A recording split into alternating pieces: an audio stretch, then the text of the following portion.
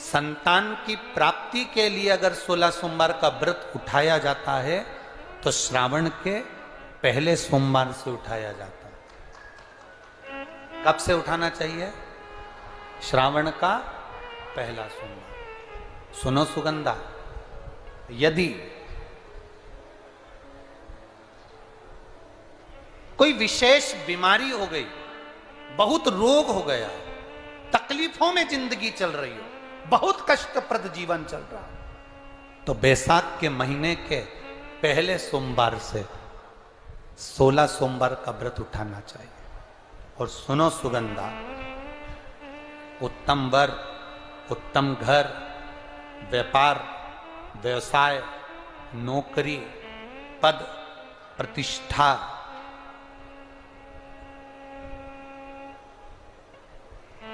के लिए अगर हमें व्रत करना है तो मार्गशीर्ष मास का पहला सोमवार से इस व्रत को प्रारंभ कर देना चाहिए।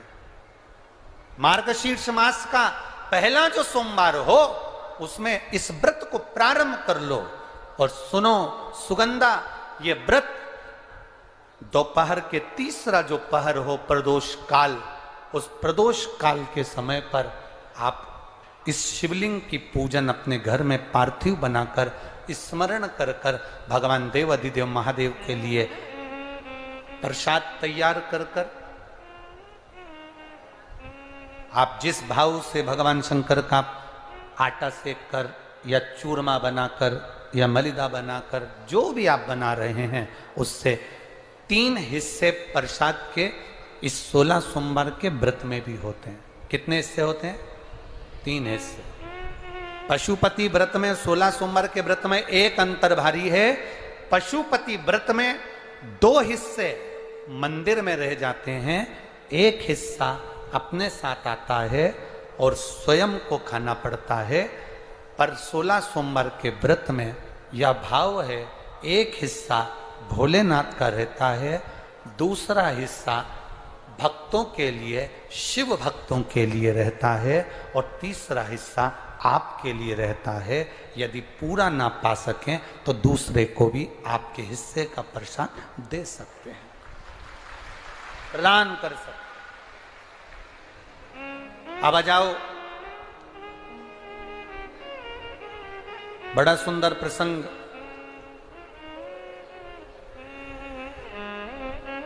नरसिंह पुराण का आता है। एक बड़ा सुंदर प्रसंग आया।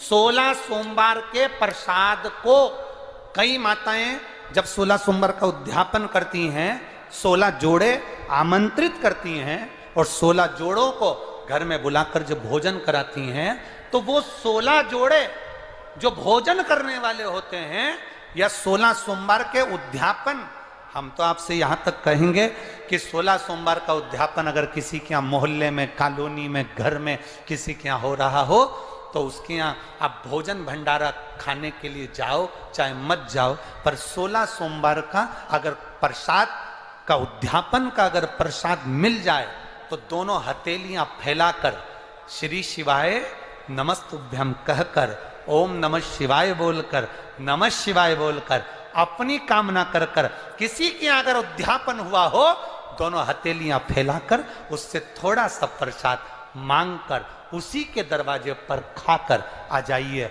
आपकी जिंदगी को सुख का अनुभव हो जाए।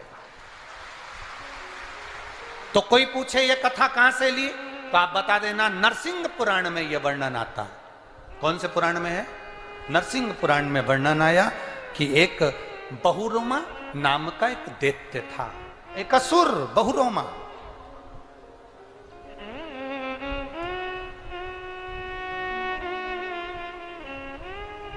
एक बार बहुरोमा नामक का यह दैत्य, यह असुर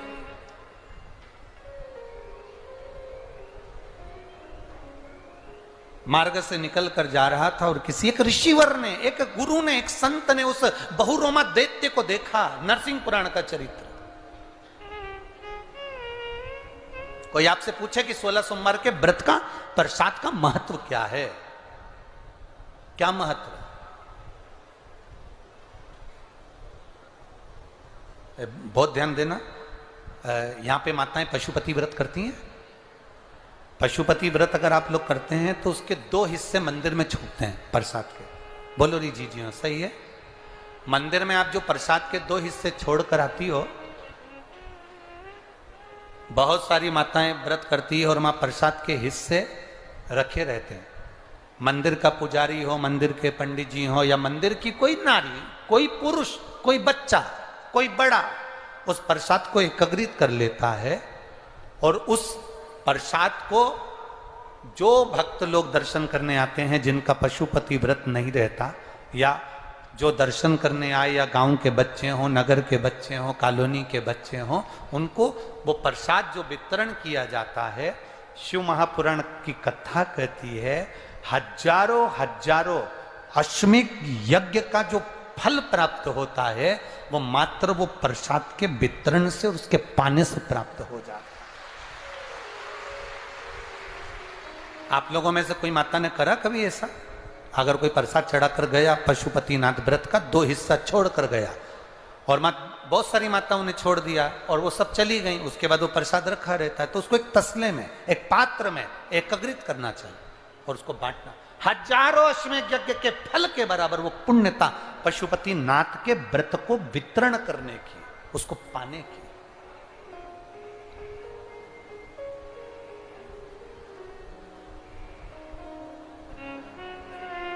तीन चीजें बड़ी महत्व की हैं शिव मंदिर में। एक जो दिया लगाकर चले गए, शिवालय में जो दीप लगाकर चले जाते हैं, दिया रखकर चले जाते हैं, वो दिया ठंडा हो जाता है। जब वो दिया समाप्त हो जाए, ठंडा हो जाए, बुझ जाए, ठंडा हो जाए, वो दिया पड़ा रहता है। 3 चीजें शिवालय में हमेशा याद रखो। उन दियों को उठाकर एक जगह पर ले जाकर एकत्रित कर कर बाहर जहां जगह होती हो, डलिया में, खोखे में, वहां रखो। वो रखे हुए दीप जो ठंडे हो गए हैं उनको उठाकर एक जगह पर ले जाकर रख देने से जीवन में कभी विपदा की अगर घड़ी आती है, विपदा की घड़ी से मतलब होता है कोई बड़ा रोग आ गया, कोई एक्सीडेंट हो गया, उस एक्सीडेंट के समय पर एम्बुलेंस भी नहीं आई, कोई नहीं आया, आपने भगवान शंकर के सामने से रखे हुए दिए जो ठंडे हो चुके हैं, जले हुए नहीं, जो ठंडे हो गए, जिनमें ना दीप में कुछ भी नहीं बचा, वो ठंडे हो गए, उनको उठाकर आपने अगर एक और ले जाकर भी रखा है, अगर कोई आपकी विपदा की घड़ी में खड़ा नहीं होता तो वो दीप जिनको आपने उठाकर एक और ले जाकर रखा है देवाधिदेव महादेव के मंदिर में, महादेव आपको उठाकर ले जाकर कहीं श्रेष्ठ जगह पर जरूर रखते हैं, ये निश्चित रखे।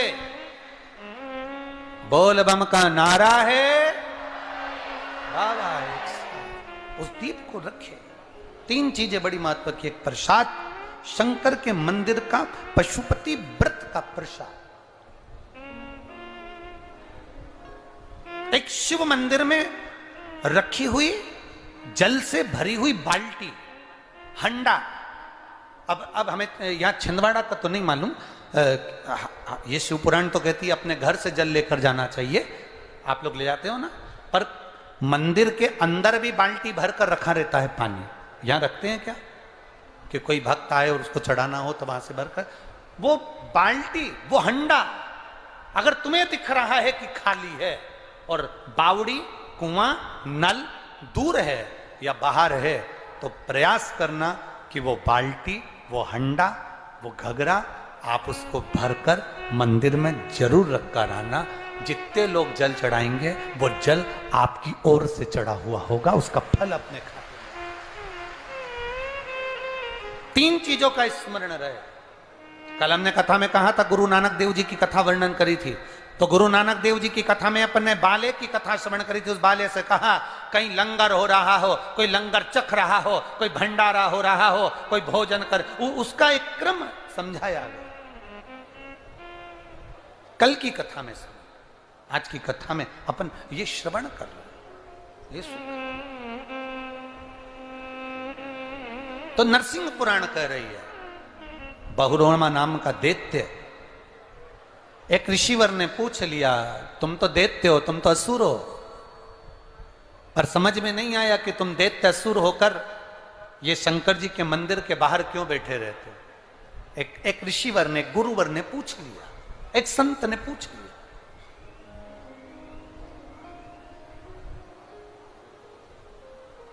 कल कथा में कहा था, जिसको जनता चुनती है वो संसद में बैठता है, जिसको भोलेनाथ चुनते हैं वो शिव महापुराण में बैठता है।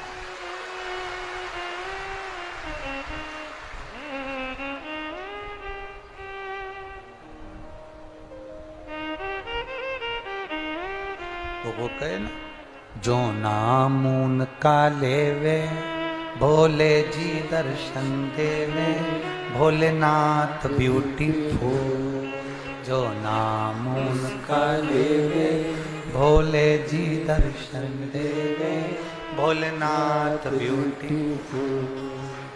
शिव अकेले ब्यूटीफुल नहीं, जो नाम उनका लेवे भोले जी दर्शन देवे, भोलेनाथ ब्यूटीफुल। जो नाम ले रहा है, जो गुणगान कर रहा है,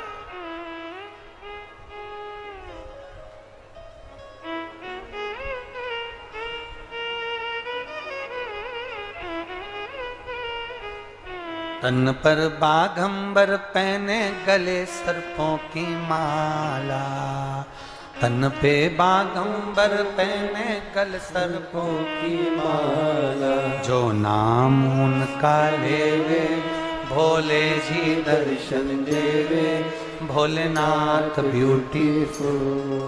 जो नाम उनका लेवे भोले जी दर्शन देवे, भोलेनाथ ब्यूटीफुल।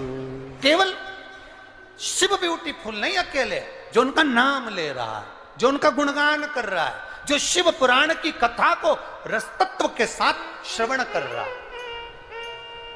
अरे कितनी बड़ी बात नरसिंह पुराण में लिख दी, बहुरोमा के चरित्र में वर्णन किया गया।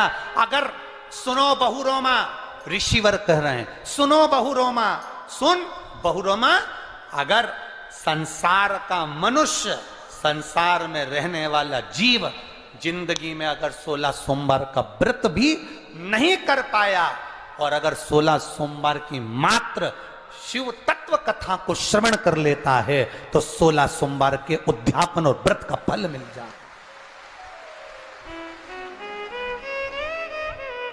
आस्था चैनल पर जितने लोग कथा सुन रहे हैं, फेसबुक यूट्यूब पर जितने लोग कथा सुन रहे हैं, इस सुंदर छिंदवाड़ा की पवित्र भूमि पर जितने लोग कथा सुन रहे हैं, और जो छिंदवाड़ा वासी रह गए उनसे निवेदन है, अगर मौका मिले तो जीवन में दूसरी बार बार बार शिव पुराण अपने छिंदवाड़ा में नहीं आएगी। बड़ी मुश्किल से कहीं आदरणीय माननीय कमलनाथ जी की इस चित्त वृत्ति में ये कथा बैठी और उन्होंने इंदौर में आकर निमंत्रण दिया। इंदौर में जब संजय शुक्ला जी की यहाँ पर कथा चल रही थी, उस समय पर जो निमंत्रण दिया, उस समय की कथा का क्रम आज यहाँ पर विराजमान हुआ है। कहीं भाग्य लेकर आए होगे तो ये कथा में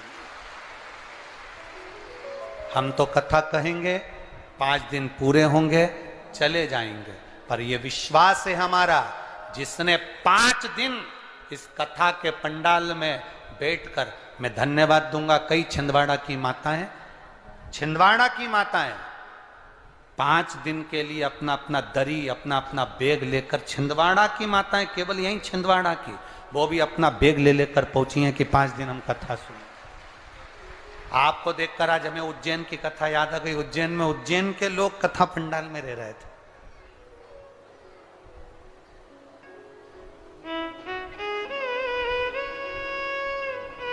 क्या देता है वो उसी के हाथ में।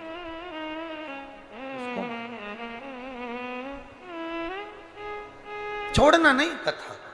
यहां पर बहुरोमा नरसिंह पुराण कर रही है, बहुरोमा का चरित्र स्पष्ट वर्णन कर रहा है कि अगर 16 सोमवार का व्रत भी नहीं कर सकते तो ये 5 दिवसीय जो 16 सोमवार शिव महापुराण की कथा 16 सोमवार के व्रत के महत्व की चल रही है, उसको ही सुन लेना तो तुम्हें पूरे 16 सोमवार व्रत का फल प्राप्त हो जाए।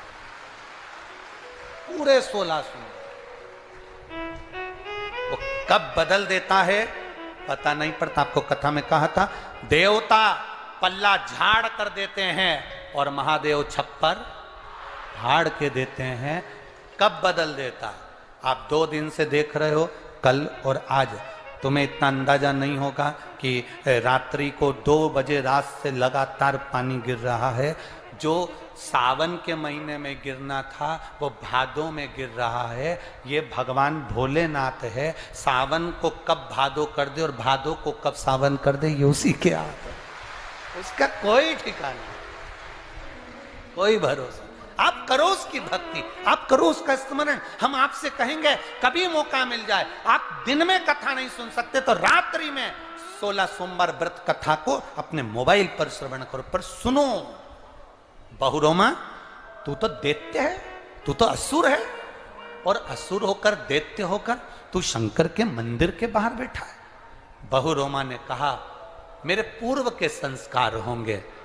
बहुरोमा कहता है मैं चंद्रवंश के राजाओं में एक राजा था, मेरा नाम जयध्वज था।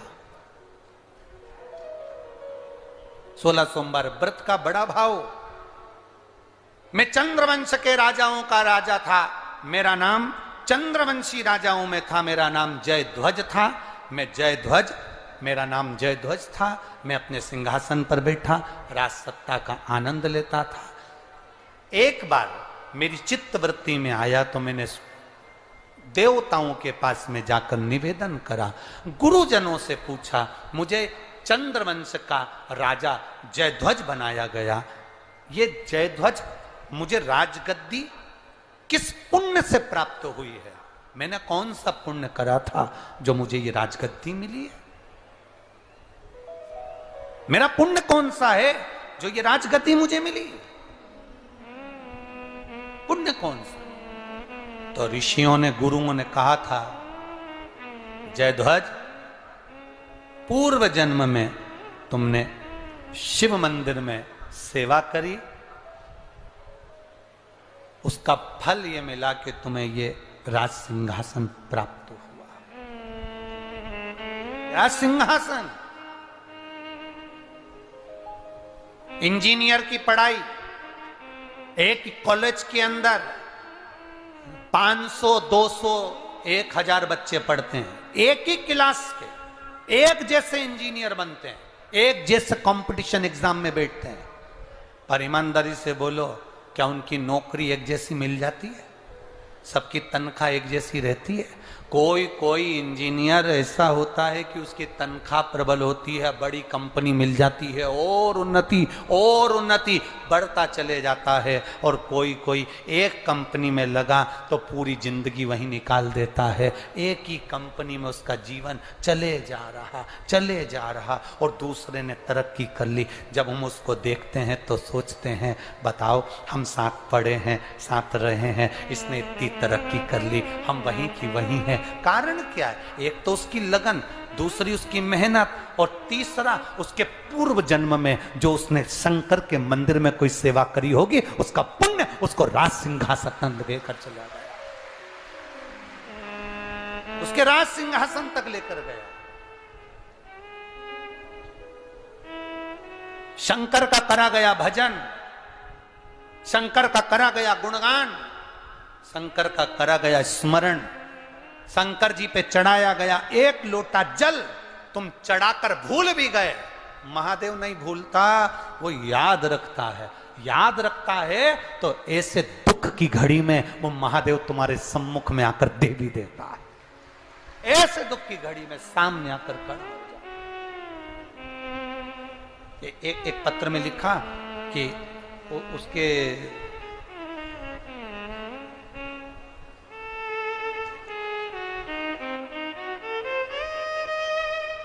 उमा कोले, मेरा निवास पंप हाउस कॉलोनी, चंदन गांव, छिंदवाड़ा, मध्य प्रदेश की हूं।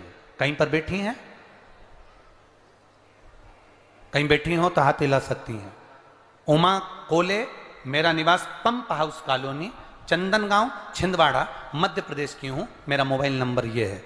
मेरा बेटा विकलांग है, मानसिक कमजोर है, सुनाई नहीं देता, चल नहीं पाता, जन्म से वो पलंग पर पड़ा रहता, जन्म से उसको सुनाई नहीं देता। कानों में कुछ असर नहीं होता, पैरों से चल नहीं सकता। गुरुदेव फिर भी मेरी पड़ोसन ने मुझसे कहा एक बार पशुपति व्रत तो कर, तेरे बेटे का हाथ लगवाकर शंकर को जल तो चढ़ा। मैंने उससे कहा कि उसको ना तो सुनाई देता है ना वो चल पाता है, बचपन से पलंग पर पड़ा है, इतने साल निकल गए, क्या चलेगा क्या सुनेगा। मेरी पड़ोसन ने कहा वो सीहोर वाला महाराज एक लोटा जल सारी समस्या का हल बताता है, एक लोटा जल चढ़ाने में क्या जाता है, चढ़ा तो सही। गुरुदेव मैं उमा कोले, मेरी जिंदगी में ऐसा मैंने कभी नहीं देखा। बेटे के हाथ से पानी लेती थी, शिवजी को चढ़ाती थी। एक दिन बेटा पानी के लोटे को नहीं छोड़ा, मैं उसको ही लेकर मंदिर धीरे धीरे घसीटती हुई चली गई। बाबा क्या मैं क्या वर्णन करूं, आज मेरा बेटा अपने पांव से चल रहा है, आज मेरा बेटा अपने पांव से चल रहा है। बाबा पर चढ़ा हुआ जल उसके कानों पर लगाती थी, आज मेरा बेटा सुन रहा है, इसलिए मैं बाबा को यहां नमन करने। ये शिव तत्व है, यो घड़ी है। अकाल मृत्यु वो मरे जो काम करे चंडाल का, और काल उसका क्या बिगाड़े जो भक्त हो मां काल का। मैं उमा कोले, मेरा निवास पंप हाउस कॉलोनी चंदन गांव छिंदवाड़ा की रहने वाली। ये शिव तत्व की प्राप्ति, ये ओघड़ी की प्राप्ति है। वो क्या देगा आपको, सीहोर वाला महाराज भी नहीं बता सकता कि वो क्या देगा। आप सबको धन्यवाद देना चाहिए माननीय कमलनाथ जी को, जो ये शंकर की कथा को लेकर यहां, ये शिव तत्व को लेकर यहां तक पहुंचे। दुनिया के लोग अगर किसी राजनेता की यहां कथा होती है तो कहते हैं राजनेता में कथा हो रही है। हम कहते हैं राजनेता कथा नहीं करवाता, कथा तो भोलेनाथ जब कृपा करते हैं तब होती है।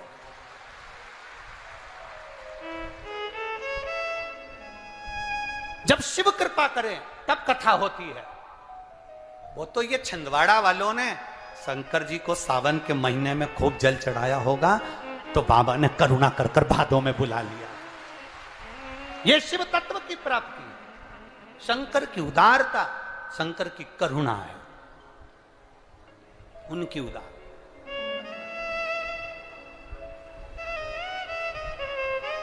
हमने माननीय कमलनाथ जी से पूछा था कि चुनाव का समय है, आपको बार बार जाना पड़ेगा, कथा में कैसे बैठ पाओगे। कहा गुरुजी छिंदवाड़ा वासियों के लिए कथा है, संपूर्ण प्रदेश और संपूर्ण देश के लिए कथा है। मैंने आपकी कथा मोबाइल पर बहुत सुनी है गुरुदेव, बस एक अभिलाषा है, छिंदवाड़ा की कथा भी मैं अगर यहाँ नहीं भी बैठ पाया तो मेरा नियम है मैं रात्रि को कम से कम 3 घंटा आपकी कथा जरूर सुनूंगा। ये शिव तत्व की प्राप्ति, इसको औघड़ी कहते हैं, शंभू कहते हैं। हमने पूछा रात्रि को सोते कब हो। गुरुदेव कार्य बहुत रहता है राजनीति के अंतर्गत, तो जगना भी बहुत लेट तक होता है। फिर तो सुबह लेट उठते होगे। नहीं गुरुदेव, उठना भी जल्दी पड़ता। कोई भी सदस्य जब चाहे तब हमको फोन लगा कर देख ले, हम जगह की जगह ही मिलेंगे, हम जागे की जागे ही मिलेंगे। ये शिव भक्ति का एक तत्व है। कथा कब सुने, कथा का स्मरण कब करे, कथा रस तत्व कब। अभी हमने आपको कहा सुनो, श्रवण कर। हमने इंदौर में एक बार कथा में कह दिया था कि जो तुम कथा यहां से सुनकर जाते हो वो अपने घर के लोगों को सुनाओ। एक नई नवेली बहू जिसकी शादी 6 महीने हुए थे, वो कथा में आके बैठ गई, घर पे जाकर कथा सुना देती। उसका पति तीसरे दिन कथा में आ गया। पत्नी ने कहा गुरुदेव आज मेरे पति आए हैं। हमने उससे पूछ लिया तू 2 दिन कथा में नहीं आया, आज कैसे आया। उसने कहा रात को 9 से 12 सुनने से अच्छा है दिन में 2 से 5 सुन लो। कथा सुन के आती है, पूरी कथा मुझे सुनाती है।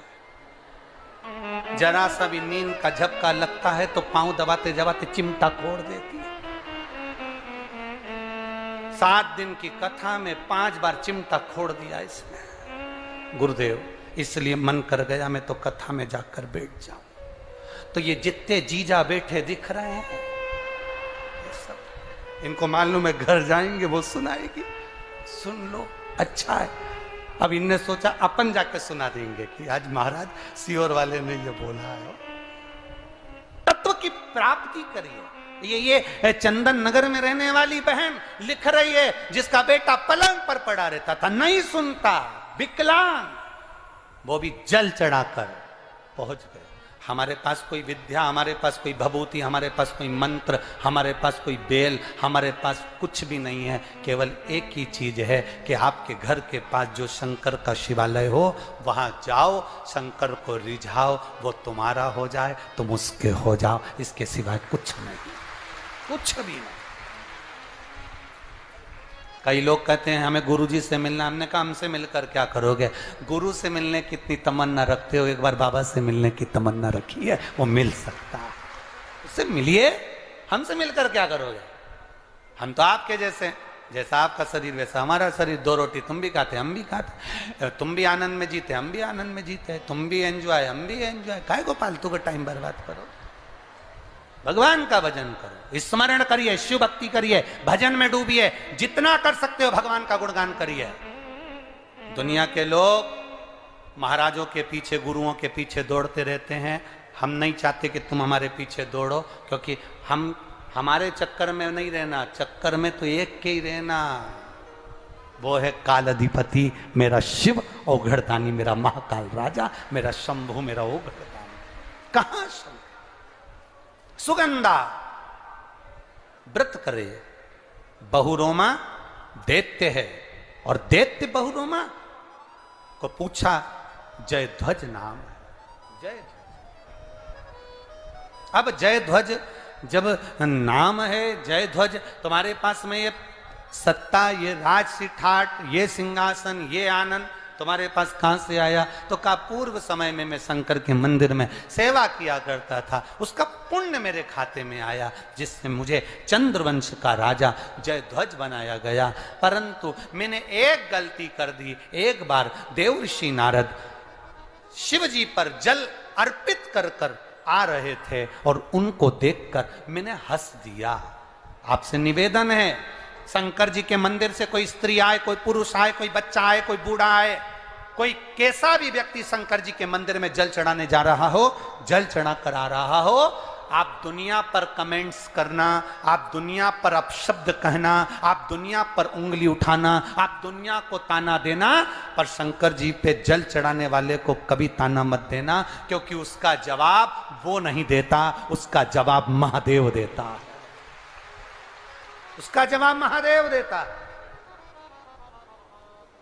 शंकर का भक्त कभी जवाब नहीं देगा, जवाब देगा शंकर, भगवान शिव, मेरा ओघड़ी, मेरा दयालु, मेरा दाता, जवाब वो दे। मैंने गलती कर दी, जयध्वज कहते हैं मैंने गलती कर दी। गलती क्या करी? देवर्षि नारद शिव जी के मंदिर से आ रहे थे, जल चढ़ाकर मैं उनको देखकर हंस दिया। हंसा मैं।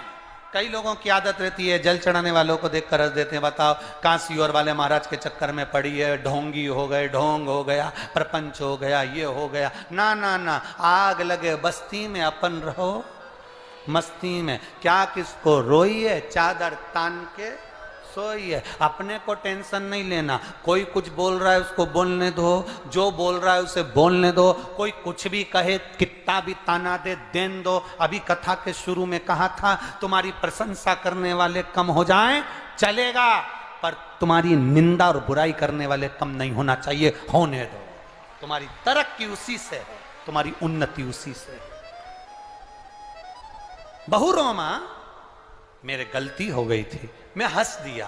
देवर्षि नारद ने मुझे श्राप दे दिया, तुम असुर हो गए, राक्षस हो गए, अब मेरा कल्याण कैसे होगा? तो कहा तुम्हारा कल्याण केवल एक ही बात से होगा। कहीं कोई व्रत कर कर 16 सोमवार का आनंद लेकर कोई शिवालय देवालय में जाकर सफाई करो, पूजन करो, अर्चना करो। कोई अगर शंकर को जल चढ़ाता हुआ भी आ रहा होगा, उसके कलश का एक जल का छींटा भी लग गया, तुम्हारी मुक्ति हो जाएगी। और यदि 16 सोमवार व्रत का कहीं प्रसाद का एक अंश भी तुम्हारे जीवन में मिल गया, तो तुम्हारा कल्याण निश्चित हो जाएगा। और वही हुआ। 16 सोमवार भगवान शंकर के प्रसाद का एक भाग प्राप्त होता है। नरसिंह पुराण कहती है, उसके जीवन का आनंद पा जाता है। सेवा के फल से दैत्य की योनि छूट जाती है, वो भगवान शंकर के धाम में जाकर बैठ जाता है। ऐसे 16 सोमवार व्रत के प्रसाद की मूल है। बहुरोमा, ये फल है तुम्हारा। सेवा करो, मंदिर की चाकरी, सेवा अर्चना, ये फल दे जाती है हमको, आनंद दे जाती है, भक्ति आनंद दे जाती है। करो। समय आया,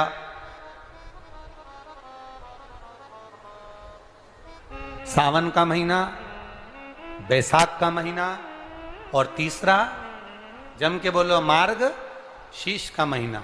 ये 3 महीने ऐसे होते हैं जिनमें 16 सोमवार के व्रत को पहले सोमवार पर उठाया जाता है। कल अपन श्रवण करेंगे इसमें। तो भगवान नारायण शेषनाग की सैया पर विश्राम कर रहे थे।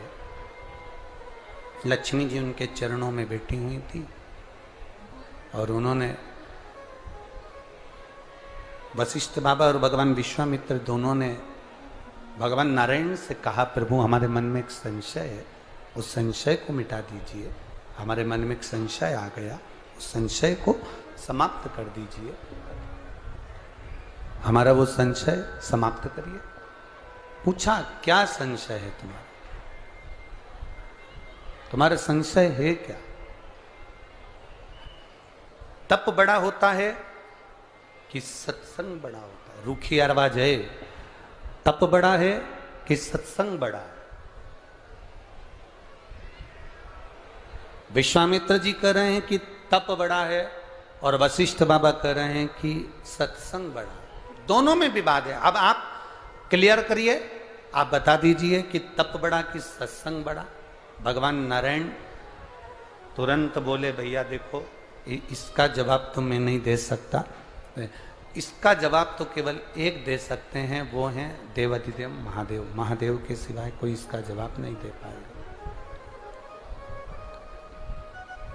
इसका जवाब महादेव के सिवा कोई नहीं दे सकता। अब जाओ शिव जी के पास, आप जाओ देवाधिदेव महादेव के पास। वशिष्ठ बाबा और विश्वामित्र जी दोनों देवाधिदेव महादेव के पास पहुंच गए। आवाज नहीं जा रही है उधर पंडाल में। वशिष्ठ बाबा और विश्वामित्र जी दोनों देवाधिदेव महादेव के पास पहुंच गए। और देवाधिदेव महादेव के पास में जब दोनों पहुंचे, भगवान देवाधिदेव महादेव ने पूछा, क्या बात है, कैसे आना हुआ? विश्वामित्र जी कहते हैं कि तप बड़ा होता है, और वशिष्ठ बाबा कह रहे हैं सत्संग बड़ा होता है। हम आपसे पूछने के लिए आए हैं कि इन दोनों में बड़ा कौन सा है? शंकर भगवान बोले, जब भगवान नारायण ने इसका जवाब नहीं दिया तो मैं क्यों जवाब दूं? इसका जवाब केवल एक दे सकते हैं, वो है शेषनाग। आप शेषनाग के पास में जाओ।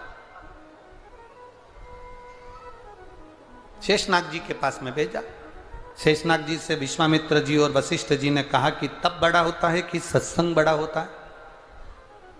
तप बड़ा कि सत्संग बड़ा? शिव महापुराण की कथा, राम कथा, भगवत कथा, भगवान की पावन कथा, भगवान का भजन, ये बड़ा? आप बताओ इन दोनों में बड़ा क्या?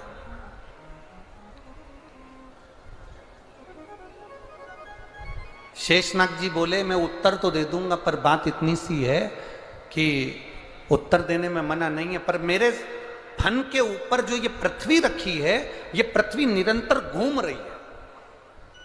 इस पृथ्वी को घूमने से थोड़ी देर रोक दो तो मैं तुमको इसका उत्तर दे दूं।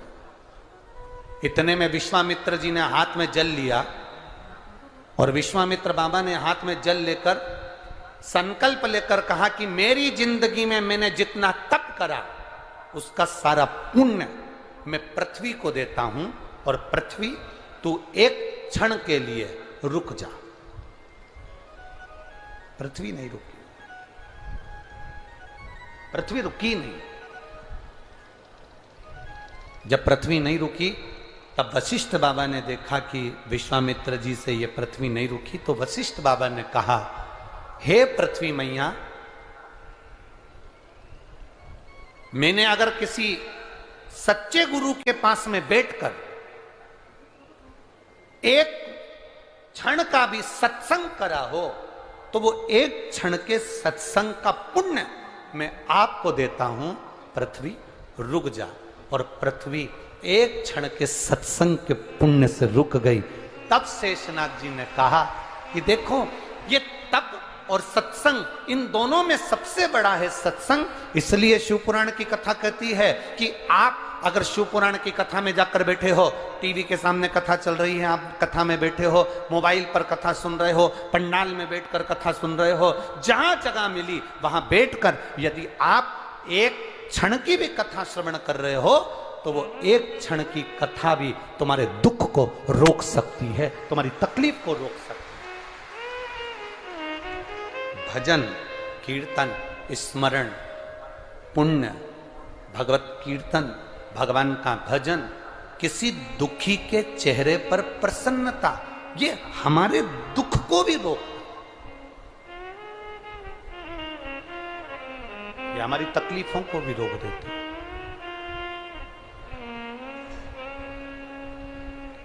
हमारे कष्ट को भी रोक देती है।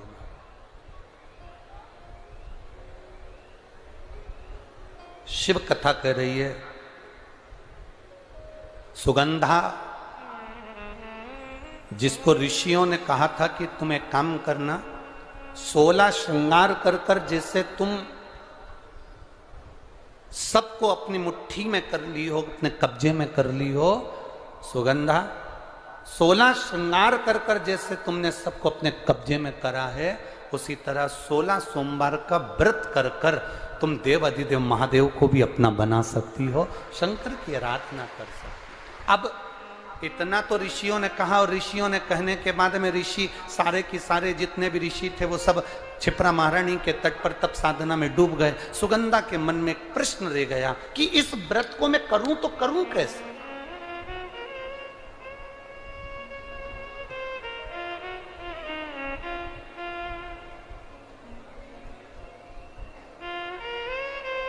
पशुपतिनाथ का व्रत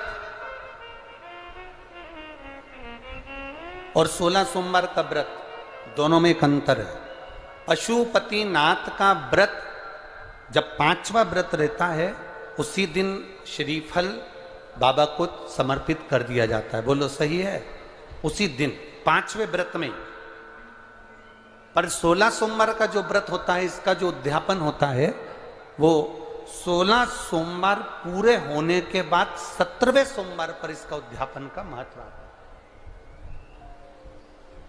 कितने सोमवार पूरे होना चाहिए? जम के बोलो जरा। 16 सोमवार पूरे होने के बाद 17वां जो सोमवार होता है, 17वां जो सोमवार है, बस उस सोमवार पर फिर इसका उद्यापन हो। 16 सोमवार पूर्ण होने दोनों में अंतर। अब मन में प्रश्न जागृत हो गया सुगंधा के। सुगंधा ने विचार करा कि अब मैं करूं तो करूं क्या। ऋषि तो तप साधना में बैठ गए, ऋषि तो तप साधना में लग गए, क्षिप्रा महारानी के तट पर बैठ गए। अब ये ना जाने कब उठेंगे और कब उठेंगे, और मैं कब इनसे पूछूंगी कि मुझे व्रत कैसे करना है, व्रत का नियम क्या है, व्रत करूं तो करूं कैसे, और इस व्रत को मैं कौन से महीने में उठा लूं जिससे मेरी जिंदगी की सार्थकता सिद्ध हो जाए।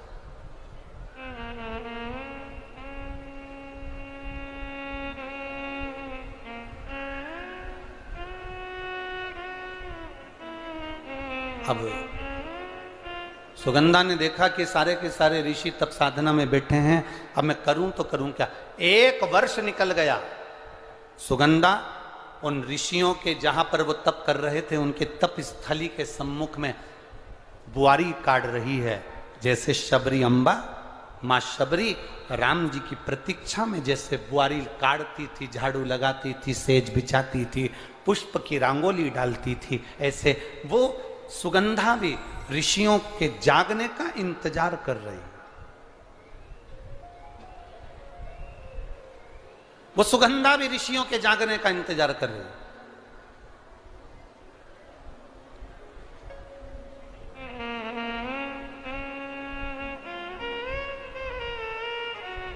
कभी तो नेत्र खुलेंगे, कभी तो ऋषि बोलेंगे।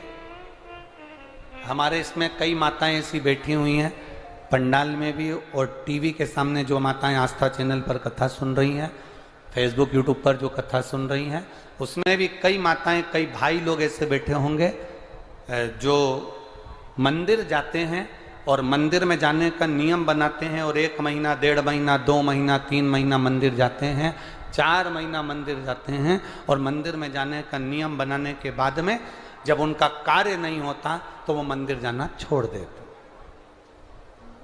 भगवान सुन ही नहीं रहा।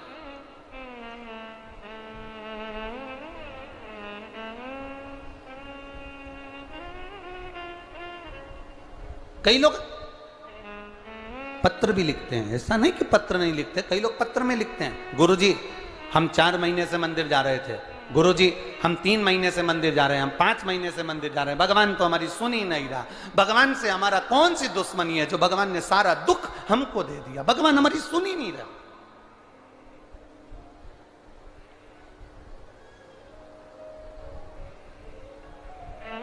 सबकी सुनता है, इतने सारे आपके पास में पत्र आते हैं, गुरुजी भगवान सबकी सुनता है तो हमारी क्यों नहीं सुन रहा? हम भी तो मंदिर जा रहे हैं, हम भी तो भगवान को जल चढ़ा रहे हैं, हम भी तो भगवान के मंदिर में झाड़ू लगा रहे हैं, हम भी तो भगवान के मंदिर में पोछा लगा रहे हैं, हम भी तो भगवान का श्रृंगार कर रहे हैं, फिर भगवान हमारी सुनता क्यों नहीं है? 2 महीना, 3 महीना, 4 महीना जाते हो और मन में विचार रखते हो कि भगवान ऐसा कर देना कि बस मेरा काम हो जाए। भगवान भी मन में सोचते हैं तो चिंता मत कर, तेरे यहाँ किसी की दुकान हो तो उस दुकान को एक बार देखना।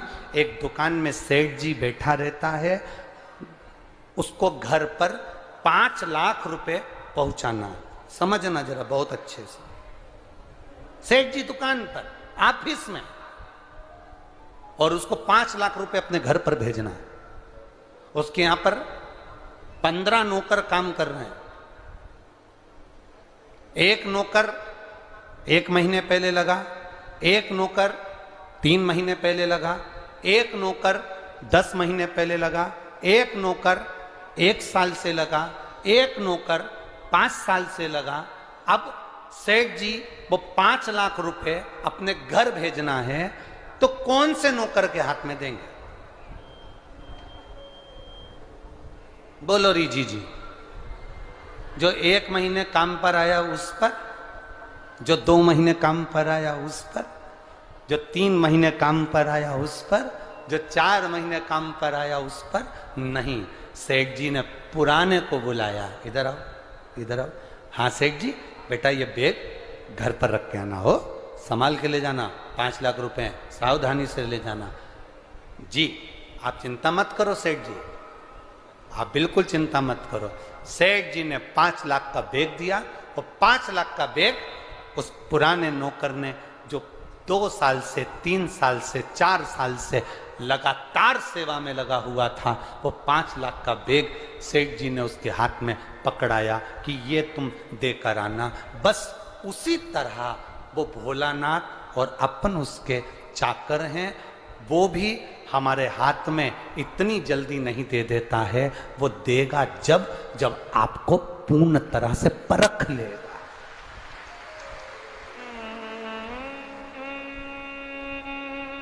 आपको पूर्ण तरह से जब वो परखेगा तब वो देगा। और आप क्या करते हो? 1 महीना मंदिर गए, 2 महीना मंदिर गए, भगवान से प्रार्थना कर लेते हो, भगवान हमको ये दे देना, भगवान हमको ये दे देना। तुम 1 महीना मंदिर जाके मन में सोचते हो कि जमीन में से कहीं गड़ा हुआ धन का हंडा निकल जाए, तो ऐसा कोई महाराज हो जो धन का हंडा निकाल के दे दे तो हमको भी बता देना। नहीं, अपने कर्म को करो, अपनी मेहनत को करो, अपने परिश्रम को करो। और जितना जितना तुम कर्म करोगे, जितनी जितनी तुम मेहनत करोगे, जितना जितना तुम परिश्रम करोगे, और भगवान के प्रति जितना जितना तुम्हारी दृढ़ता, जितना जितना तुम्हारा विश्वास बढ़ता चले जाएगा। जितना विश्वास बढ़ेगा तुम उतने भगवान के नजदीक आते चले जाओगे। फिर तुम्हारा दुख तुम्हारा नहीं रहेगा, फिर तुम्हारा दुख बाबा देव अधिदेव महादेव का खुद का हो जाएगा, क्योंकि तुम्हें दुखी नहीं देख सकते, वो तुम्हें दुखी नहीं देख सकते।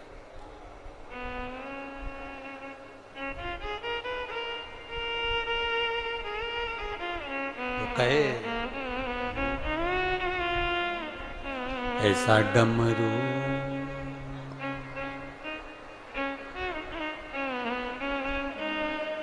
भोले बाबा ने बजाया डमरू, बजाया डमरू, सारा कैलाश पर्वत मगन हो गया। भोले बाबा ने सा बजाया डमरू, बजाया डमरू, सारा कैलाश पर्वत, सारा कैलाश पर्वत मगन हो गया। ओ सारा कैलाश पर्वत मगन हो गया, सारा कैलाश पर्वत मगन हो गया। ओ सारा कैलाश पर्वत मगन हो गया, सारा कैलाश पर्वत मगन हो गया। हार हार महादेव। अपने स्थान पर बैठकर बाबा देव अधिदेव महादेव से अपने हृदय की बात बड़े भाव से कही। जितने लोग बाहर खड़े हैं उनको अगर थोड़ी बहुत जगह मिल जाए तो आप भी बैठकर बड़े बाबा से प्रार्थना जरूर करें। जगह ना मिले तो कीचड़ में ना बैठें, खड़े खड़े बाबा से प्रार्थना करें भाव से, आनंद के साथ।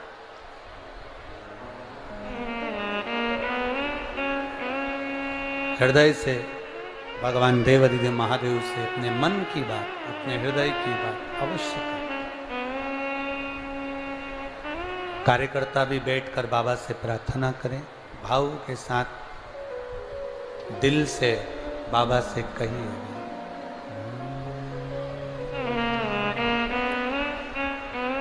श्री शिवाय नमस्तु, श्री शिवाय नमस्तु, श्री शिवाय नमस्तु,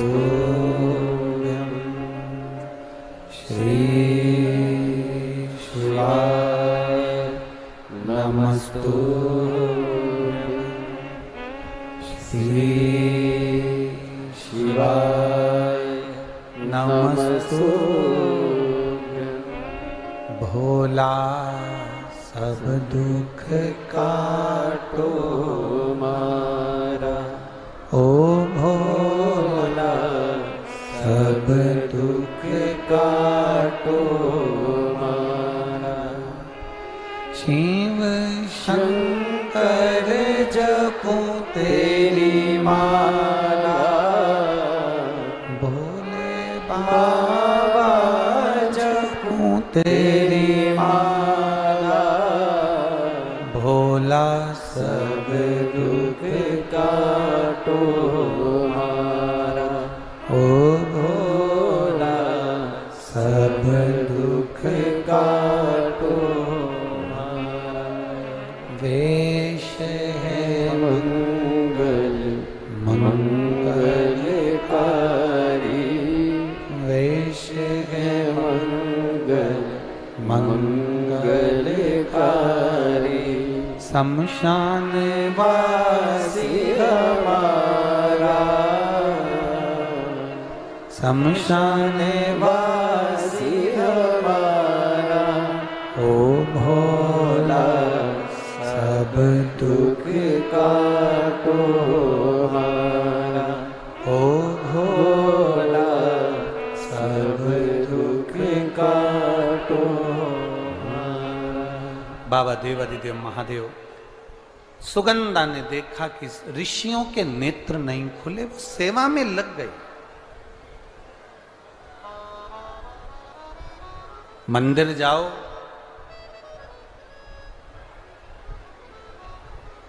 सत्संग में जाओ, गुरुद्वारा जाओ, गुरु की शरणागति में जाओ, या किसी पुण्य जगह पर, धर्म की जगह पर आप जाएं तो सेवा जरूर करें। यहां पर भी मेरी माताएं बैठी हैं, मेरी जीजियां बैठी हैं, मेरे भाई लोग बैठे हुए हैं, उनसे निवेदन करेंगे कि अगर मौका लगे तो सेवा जरूर।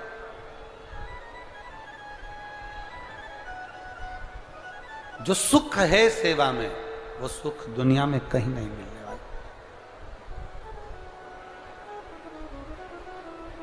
आप लोगों से हम कहते आए हैं कि घर से चला करो तो पानी की कितनी बोतल लेकर चलना है? जम के बोलो जरा, 2। अपने साथ में थोड़ा थोड़ा सा ऐसा सामान जो अपने पास में कोई बैठा हो, कोई भूखा हो, तो उसको हम खिला सकें। अपने एक पानी की बोतल में से थोड़ा पानी किसी का मुख झूठा करा सके। क्या मिलेगा, क्या देगा वो, ये तो तुमको 3 महीने के अंदर बाबा बता ही देगा कि वो कितना प्रदान करता है, क्या देता है। एक माता यहां बैठी है जिसके चेस्ट में गांठ हो गई थी और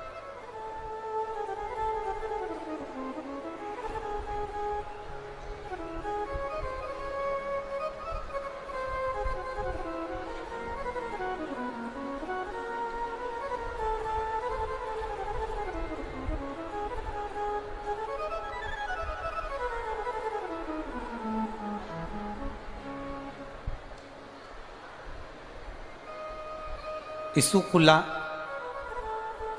नंदेश्वर, पति रामदास नंदेश्वर, पता बड़कुही नंबर 6, पोस्ट बड़कुही थाना, चांदा मेठा तहसील परासिया, जिला छिंदवाड़ा। कहीं बैठी हैं? अगर कहीं बैठी हो तो हाथ हिला सकती हैं। हाँ, दोनों हाथ ऐसे हिला तो दीदी एक बार। हाँ ठीक है, दिख गए। एक बार वापिस हाथ हिलाओ जी। मैं बाबा का क्या वर्णन करूं गुरुदेव। 1 लोटा जल और 1 बेलपत्री और पशुपति नाथ का मैं वर्णन नहीं कर सकती, शब्द नहीं है मेरे पास। गुरुजी 11/9/2017, अभी कौन सा साल चल रहा है? 2023। 11/9/2017 को मेरे चेस्ट में गठान हो गई। डॉक्टर ने कहा इसका ऑपरेशन होगा, जांच होगी, गठान बड़ी है, कोई कुछ कह नहीं सकते। गुरुदेव चेस्ट की वो गठान जो हुई उसका ऑपरेशन कराया। ऑपरेशन कराने के बाद डॉक्टर ने कहा था बड़ा रोग का विक्रम हो सकता है। ऑपरेशन होने के बाद डॉक्टर ने कहा अगर ये गठान वाली जगह पर पास में अगर वापिस गठान होती है तो फिर समझो कि रोग बढ़ा। और गांठ का ऑपरेशन हुआ, जांच हुई, पर डॉक्टर ने उस समय तो कह दिया कि ठीक है। 2017 में चेस्ट में गठान हुई। गुरुदेव 4/7/2020 को वापिस ऑपरेशन के बाद मेरे चेस्ट में फिर गठान हो गया।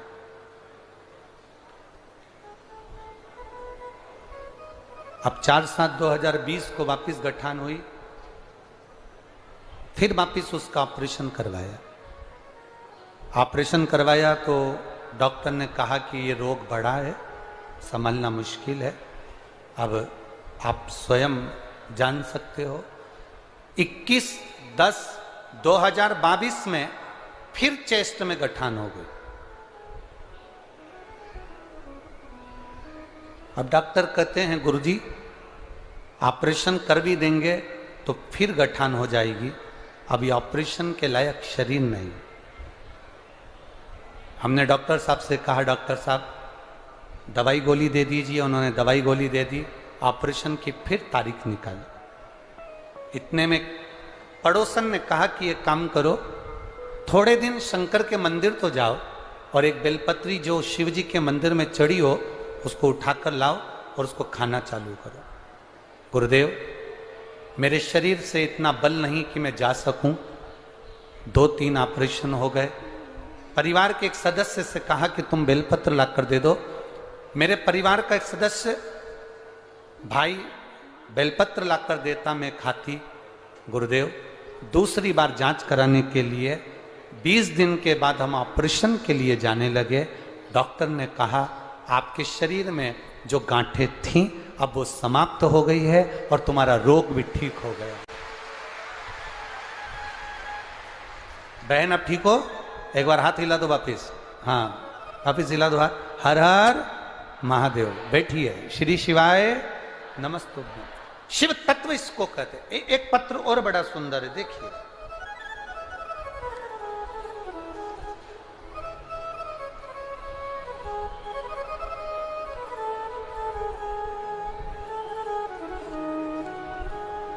सुनीताबाई बघेल,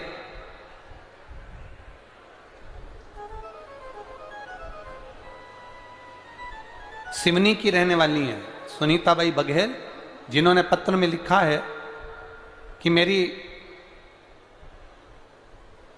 भांजी को कैंसर हो गया था और कैंसर होने के बाद उसके ऑपरेशन हुए।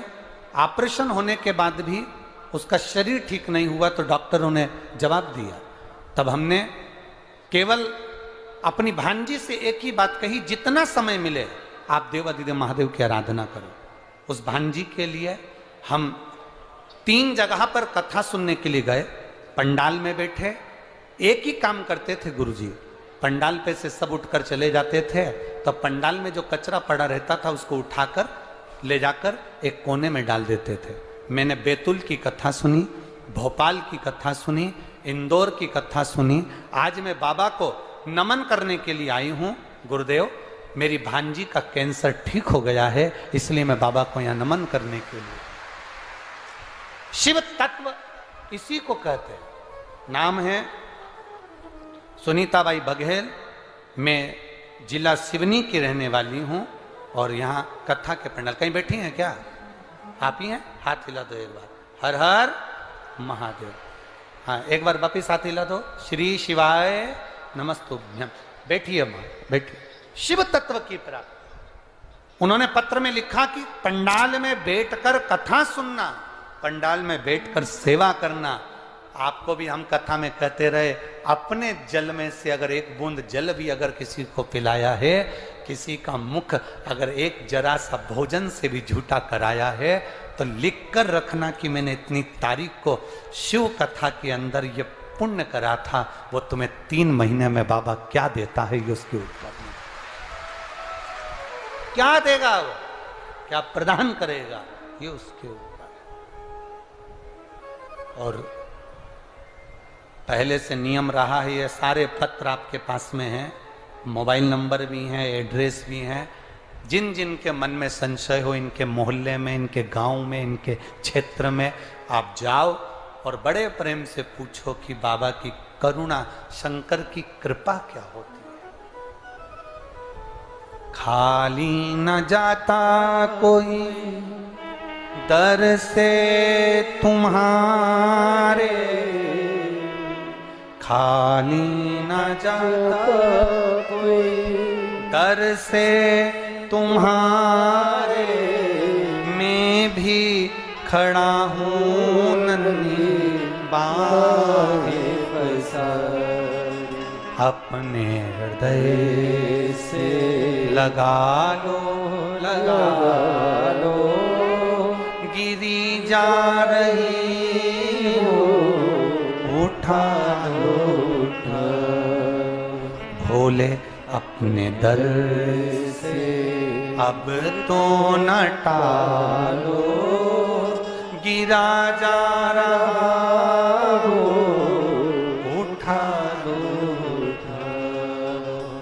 सुगंधा ने संतों की सेवा करी, ऋषियों की सेवा करी, इंतजार करा।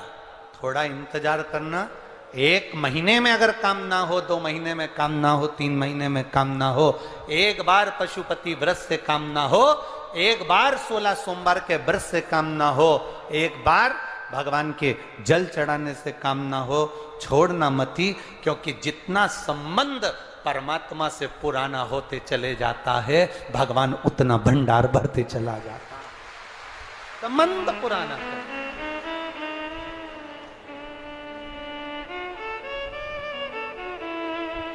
संबंध पुराना। सुगंधा ने हाथ जोड़े, ऋषियों के नेत्र खुले, इंतजार करती रही थी, इंतजार। शिव को जल चढ़ाने वाले एक बात याद रखना, थोड़ी प्रतीक्षा जरूर करना। परीक्षा वो करेगा, प्रतीक्षा तुम करिए। शिव को जल चढ़ाने वाला प्रतीक्षा करना, इंतजार करना। इतनी जल्दी डोलना मती कि मेरा काम नहीं हुआ तो मैं मंदिर नहीं जाऊंगी, मेरा काम नहीं हुआ तो मैं शंकर जी के मंदिर नहीं जाऊंगी। आप मंदिर के अंदर भी नहीं जा सकते तो शिवालय के सामने से, मंदिर के सामने से निकल कर जाते जाते श्री शिवाय नमस्तुभ्यम कहते भी निकल गए तो भी बाबा सुन लेता। सरल है शिव, सहज है शिव। उसको आडंबर पसंद नहीं है। मेरे शंकर भगवान को छल पसंद नहीं है, दिखावा पसंद नहीं है। सुगंधा कह रही है, बाबा आपके नेत्र खुले हैं, आपके नेत्र खुले हैं बाबा, आप मुझे बताएं मैं कौन से महीने से 16 सोमवार के व्रत प्रारंभ करूं, उसका विधान क्या है, क्या विधान। कहा भगवान वर्णन करे। ऋषियों ने कहा सुनो सुगंधा,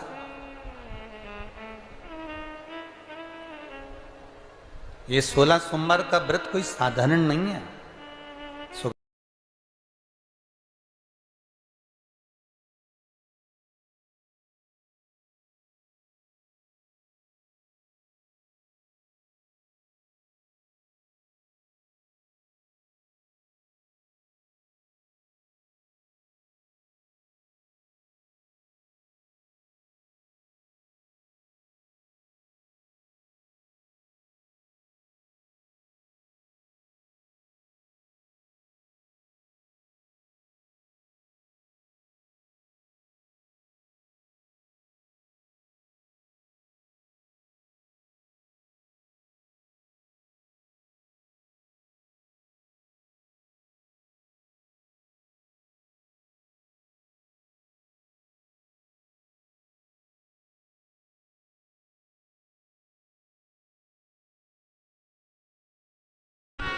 कपड़ा थोड़ा सा सस्ता रोए बार बार और महंगा रोए एक बार। कपड़ा अगर जोरदार लिया है ना तो उसका कलर नहीं निकलेगा, और अगर कपड़ा ऐसा ही ले लिया तुमने कि हाँ साहब हमें तो दे दो, हमें तो मेहमानी में देना है, हमें तो चढ़ाना है, जैसे कई माताएं होती है ना जब भागवत सुनने जाती हैं। अब यहाँ शिव पुराण पे तो कोई साड़ी वाड़ी का तो कोई क्रम ही नहीं रहता। माँ तो शंकर भगवान की कथा में कहाँ साड़ी वाड़ी का लफड़ा। भागवत जी में जब साड़ी चढ़ती है तो माताएं पहले घर में जो साड़ी आती है उस साड़ी में से सबसे अच्छी साड़ी होती है तो सास खुद रख लेती है, और अच्छी होती है तो बेटी को दे देती है, और थोड़ी सी वैसी होगी तो बहू को दे देगी, और अगर थोड़ी बहुत भी गड़बड़ निकली तो पैक करके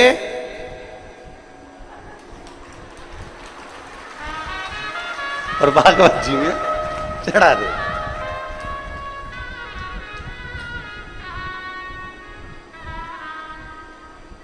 अब इनने बड़े जोरदार पल्लू मल्लू लेके साड़ी चढ़ा तो दी, पर इनके ध्यान में नहीं आया कि तुम इतनी जोरदार जोरदार पहने तो पंडित जी की लुगाई क्या कम पहने। अब तुम सोचो कि भाई अब अच्छी थी रख ली, गड़बड़ थी बेटी को दे दी, और गड़बड़ थी बहू को दे दी, और गड़बड़ थी तो पैक करके अरे बच गई रे भागवत गीता। और बचने के बाद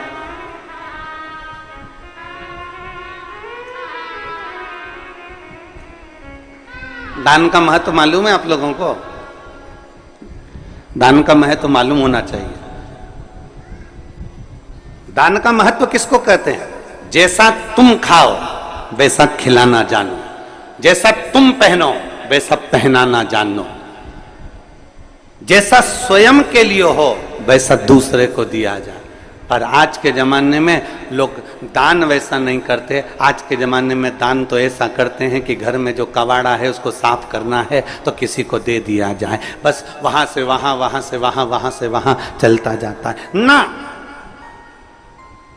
इसलिए मेरे शंकर भगवान को वस्त्र तुम्हारा, आभूषण तुम्हारा, तुम्हारी ज्वेलरी, तुम्हारा धन, तुम्हारी दौलत, तुम्हारी संपदा, तुम्हारी सत्ता, तुम्हारा वैभव मेरे शंकर भगवान को नहीं चाहिए। शंकर भगवान को तो रोज एक लोटा जल चाहिए, क्योंकि जल कभी पुराना नहीं होता।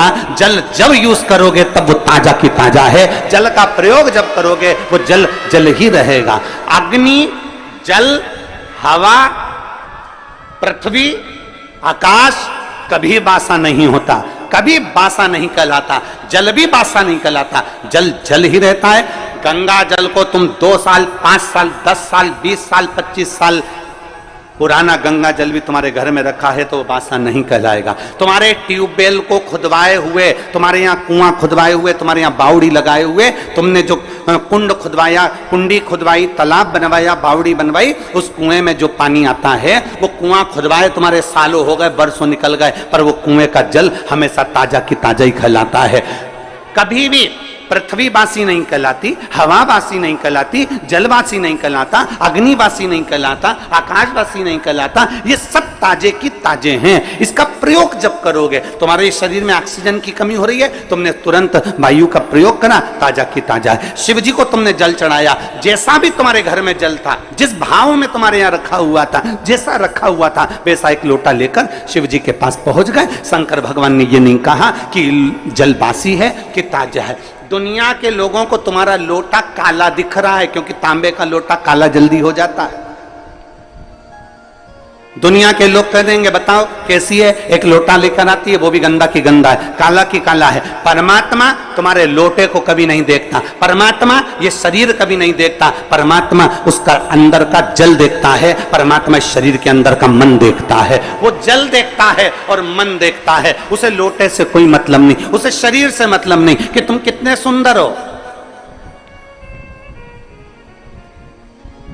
उसको शरीर से मतलब नहीं कि तुम्हारी सुंदरता कितनी है, तुम कौन हो, उसको शरीर से कोई, तुम कितने करोड़पति हो, कितने अरबपति हो, कितने वैभवपति हो, तुम दुनिया के कितने बड़े भी करोड़पति बन जाओ, पर कितने बड़े भी सेठ बन जाओ, शंकर भगवान रहते हैं शमशान में, जहां सबकी शान सम है, उसका नाम सम शान है, वहां सब बराबर हैं। पैसे वाला व्यक्ति मरकर जाता है वो भी राख का ढेर बन जाता है, और गरीब व्यक्ति मरकर जाता है वो भी राख का ढेर बन जाता है। पैसे वाला जाता है तो वो भी सफेद चादर में जाता है, गरीब जाता है वो भी सफेद चादर में जाता है। पैसे वाला जाता है वो भी बांस पर बांबू पर जाता है, गरीब भी जाता है तो बांस पर बांबू पर जाता है। अमीर भी जाएगा तो कंधे पर जाएगा, भले उसके यहाँ कितनी भी BMW खड़ी हो, भले उसके घर में कितनी बड़ी बड़ी गाड़ियां खड़ी हो, कितने बड़े बड़े भी उसके पास में ड्राइवर खड़े हों, पर आखिरी सवारी तो कंधा ही होता है। चाहे वो पैसे वाला मरे चाहे गरीब मरे, गाड़ियां सब दरवाजे पर खड़ी की खड़ी रह जाती है। अंत समय परमात्मा के द्वार पर जाना पड़ता है। शिव का दरवाजा है ही ऐसा, शंकर की चौखट है ही ऐसी, शिव का द्वार है ही ऐसा, जहां सबकी शान सम है, उसका नाम सम शान है। वहां कोई बड़ा नहीं, कोई छोटा नहीं, जो आया उसकी दृष्टि में सब बराबर हैं। बस वो तो तुम्हारे ऊपर का सुंदरता नहीं देखता, आप कितने अच्छे कपड़े पहने हो उससे मेरे शंकर जी को कोई मतलब नहीं है, आपने क्या पहना मेरे बाबा को उससे कोई मतलब नहीं है, आपका लोटा कैसा हो रहा है मेरे बाबा को उससे कोई मतलब नहीं है। बाबा तो ये कहता है कि तेरे लोटे में जो जल है मुझे उससे मतलब है, और तेरी इस काया के अंदर जो तेरा मन है मुझे उससे मतलब है, बाकी का किसी चीज से मुझे मतलब नहीं। क्या करूं मैं उस लोटे का? अब मालूम पड़े कई कई माताएं ऐसी भी होती है कि लोटा तो घिस रही है, साफ भी कर लिया, पर दिल लोटा साफ कर कर मंदिर में पहुंच भी गई, और पहुंचने के बाद अगर वहां मंदिर में झगड़ा करे, हट हट थोड़ा साइड दे, मैं नहीं चढ़ाऊं जल। बेलपत्ती चढ़ाई, इतनी देर में दूसरी उठा के ले गई, तो आंखें बंद करी थी और गुस्से में लाल हो गई, मेरी बेलपत्ती कौन ले गया? आसपास देखा, अब बता, लोटा तो तूने बहुत घिसा था पर दिल नहीं घिस पाई। अरे सोचना था तेरे को, हो सकता है तो उससे ज्यादा जरूरत किसी दूसरे को तेरी बेलपत्री की थी, इसलिए लेकर चली।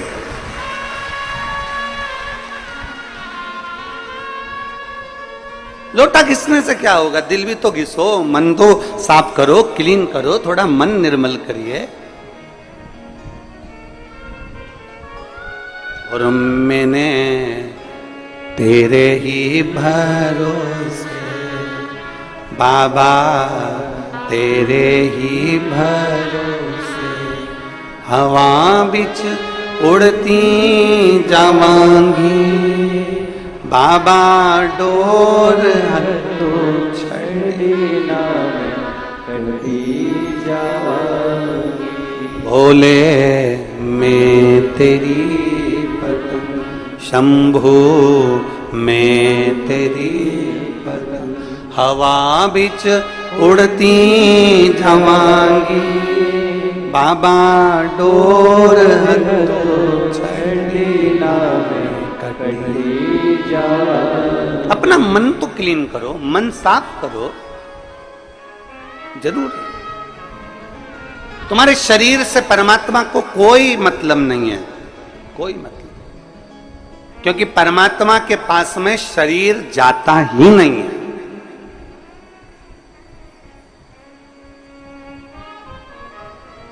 तुम्हारे कोई रिश्तेदार मरे हो और उनका शरीर ऊपर गया हो तो बता देना।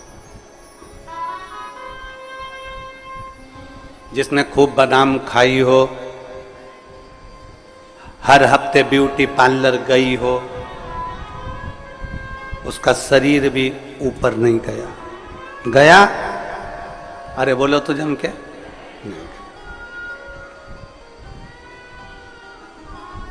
नहीं।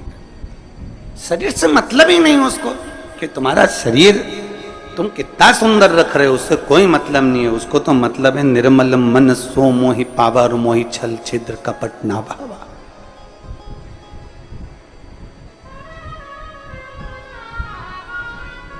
तीन चीजें हैं।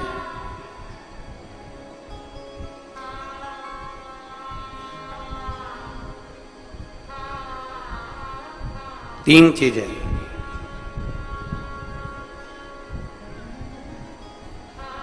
बचपन जो निकलता है वो लड़कापन में निकल जाता है।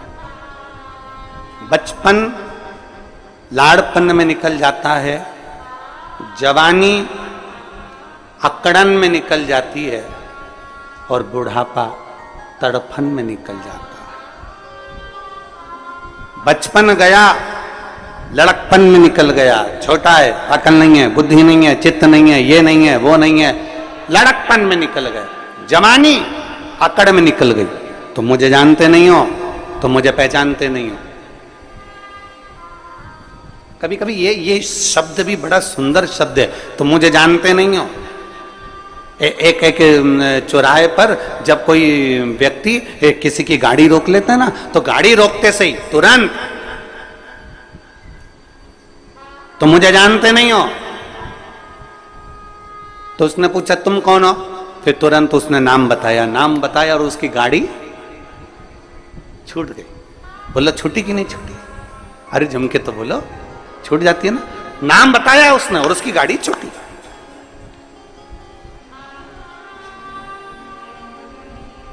डॉक्टर को दिखाने जाओ और भीड़ बहुत लग रही हो, फिर नंबर देने वाले से कहे तुम हमें जानते नहीं हो, फिर नाम बताया, नंबर जल्दी लगा कि नहीं लगा? बोलो जम के तो बोलो, लग गया। जब गाड़ी पकड़ाती है और नाम बता देने से गाड़ी छूट जाती है, तो फिर अपने को भी ये बात अपने अंदर धारण कर कर रख लेना चाहिए कि गाड़ी को पकड़ा, नाम बताने से गाड़ी छूट गई। तो जब यमराज हमें पकड़े तो हमें भी शंकर का नाम बता देना है, तो हम भी छूट जाए। गाड़ी पकड़ी और नाम बताया तो गाड़ी छूट गई, तो क्या वो यमराज के सामने नाम बताओगे तो ना छूटोगे? और अंत समय प्रभु आना पड़ेगा, वचन दिया तो निभाना पड़ेगा।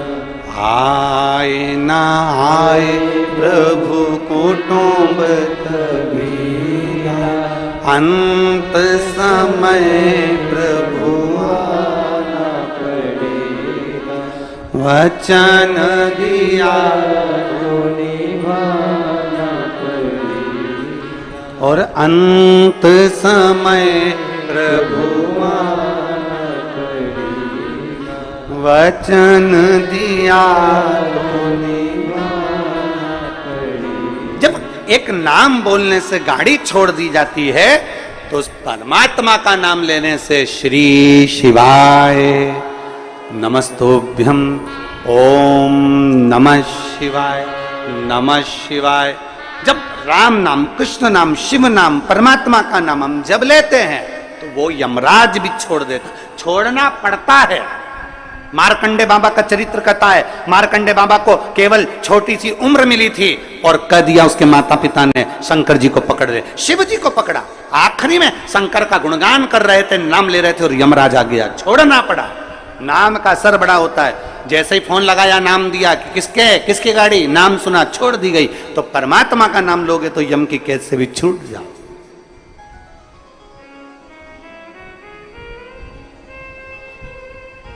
बस नाम की मूलता को पहचान।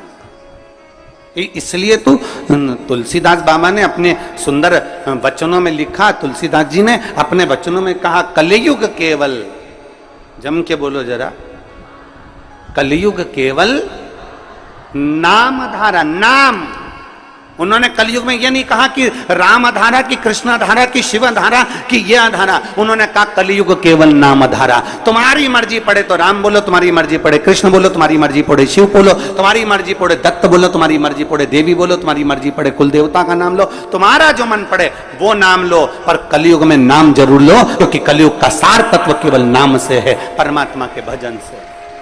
ले आओ जरूर नाम। अब आप और हम नाम का लेते, कहा दे?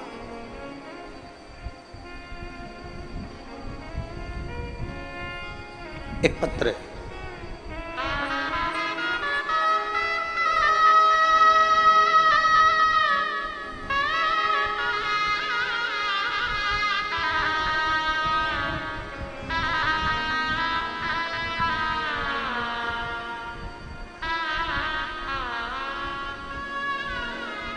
मेरा नाम विमलेश पांडे, मैं कस्बा बेबर की रहने वाली हूँ, जिला मैनपुरी, उत्तर प्रदेश की हूँ।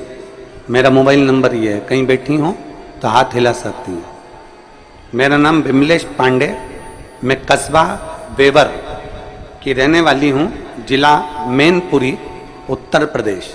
कहीं बैठी हैं, हाथ हिलाओ। हाँ ठीक है, दिख गया। आ जाओ, एक बेलपत्र लेकर चले जाओ। मेरे पति की आंखों की रोशनी चली गई 2023 में। डॉक्टरों को दिखाते दिखाते कई महीने निकल गए और दोनों आंखों से दिखना बंद हो गया। पूरी की पूरी आंखें चली गई। डॉक्टरों से इलाज करवाया, ऐसा कोई डॉक्टर नहीं छोड़ा बड़े से बड़े हॉस्पिटल का, शहर का, जहां हमने इलाज ना करवाया। और डॉक्टरों ने कहा कि इसमें हमें लगता है कि नसें कुछ चोक हो गई, जिसके कारण बस देखने में नहीं आ रहा। दोनों आंखें चली गई, रोशनी पूरी चली गई, दिखाई देना बंद हो गया। अब करें तो करें क्या? तभी पहली बार आपकी कथा टीवी के माध्यम से श्रवण करी और श्रवण करने के बाद आपने कहा कि 1 लोटा जल शंकर जी को चढ़ाओ और चढ़ा हुआ जल आचमन करो। हम उस जल को आचमन ना करते हुए हमारे पति की आंखों में कपड़े को गीला कर कर वो आंखों पर लगाना प्रारंभ कर दिया। मंदिर से एक बेलपत्र लेकर आते, उस बेलपत्र को पति को खिला देते, जल पति की दोनों आंखों में पट्टी जैसा लगाना प्रारंभ करा। जब डॉक्टरों ने कह दिया इसका कोई भरोसा नहीं है कि कब आएगी, और हमने फिर भगवान शंकर पर भरोसा करना प्रारंभ करा। 1-1.5 महीने तो आंखें नहीं आई, 2 महीना निकल गए, आंखें नहीं आई। तब हमने शिव के मंदिर जाना नहीं छोड़ा, पशुपति व्रत करना नहीं छोड़ा, और बाबा का क्या गुणगान करूं गुरुदेव। फिर हमने विचार करा कि आंख की रोशनी तो आ ही नहीं रही।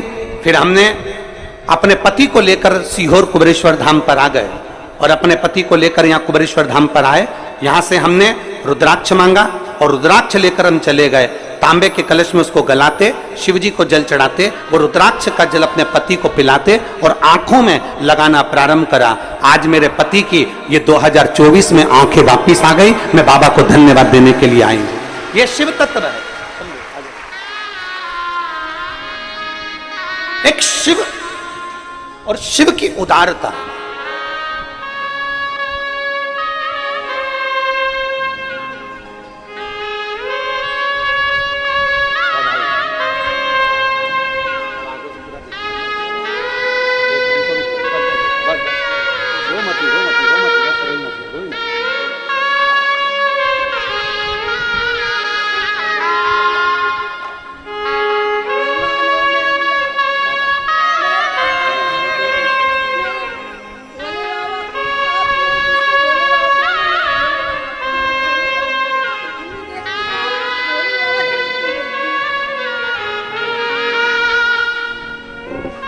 शिव तत्व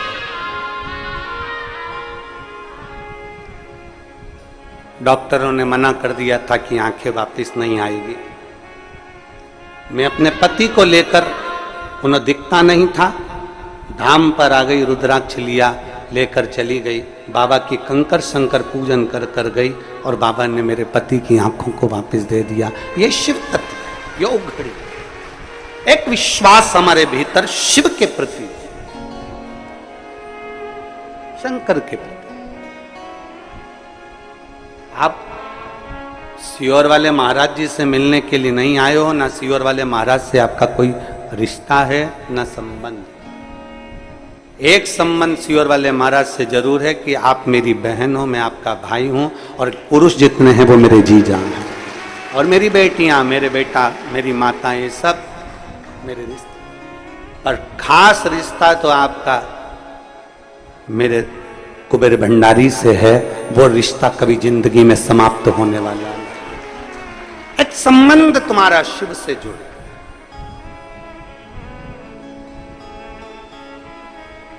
आश्रित हो तो परमात्मा पर हो, किसी दूसरे पर आश्रित नहीं होना। भरोसा करना तो मेरे देवाधिदेव महादेव पर करना, दूसरे पर कभी भरोसा नहीं।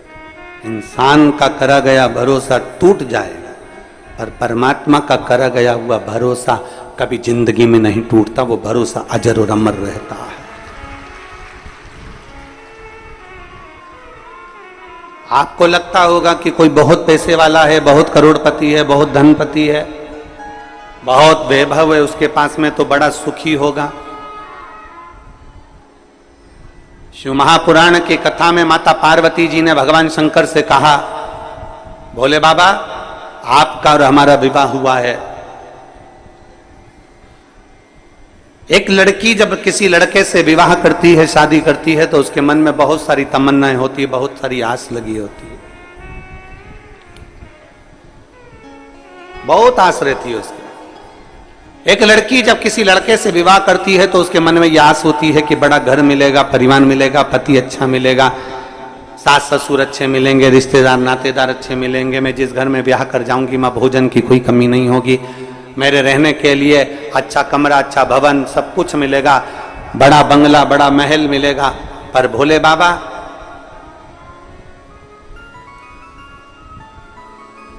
आपकी ये अर्धांगिनी माता पार्वती जी कर रही, आपकी ये अर्धांगिनी विवाह कर कर आई, नंदी पर चढ़कर अपने पिता का सारा ठाट छोड़कर, हिमालय राज का पूरा वैभव छोड़कर, हिमालय राज का पूरा ठाट छोड़कर, हिमालय राज के घर की पूरी पूंजी छोड़कर, हिमालय राज के घर का पूरा वैभव छोड़कर, ये बेटी हिमालय राज की आपके साथ में विवाह कर कर यहां आई। पर आपके यहां तो कोई ठाट है ही नहीं, आपके यहाँ तो कोई सुविधा है ही नहीं, आपके यहाँ तो यही शमशान पड़ा हुआ है, खुली जमीन पड़ी हुई है, बस जहाँ कैलाश पड़ा हुआ है, पूरे कैलाश में जहाँ चाहो वहाँ रह लो, किसी कंदरा में प्रवेश कर जाओ, किसी गुफा में जाकर भोजन कर लो, कंदमूल फल मिल जाए तो पा लीजिए और आराम से अपना आनंद पाइए। पूछा मेरे भोलेनाथ ने, पार्वती क्या चाहती हो, तुम चाहती क्या? पार्वती जी ने कहा, प्रभु कोई सुविधा तो होना चाहिए ना।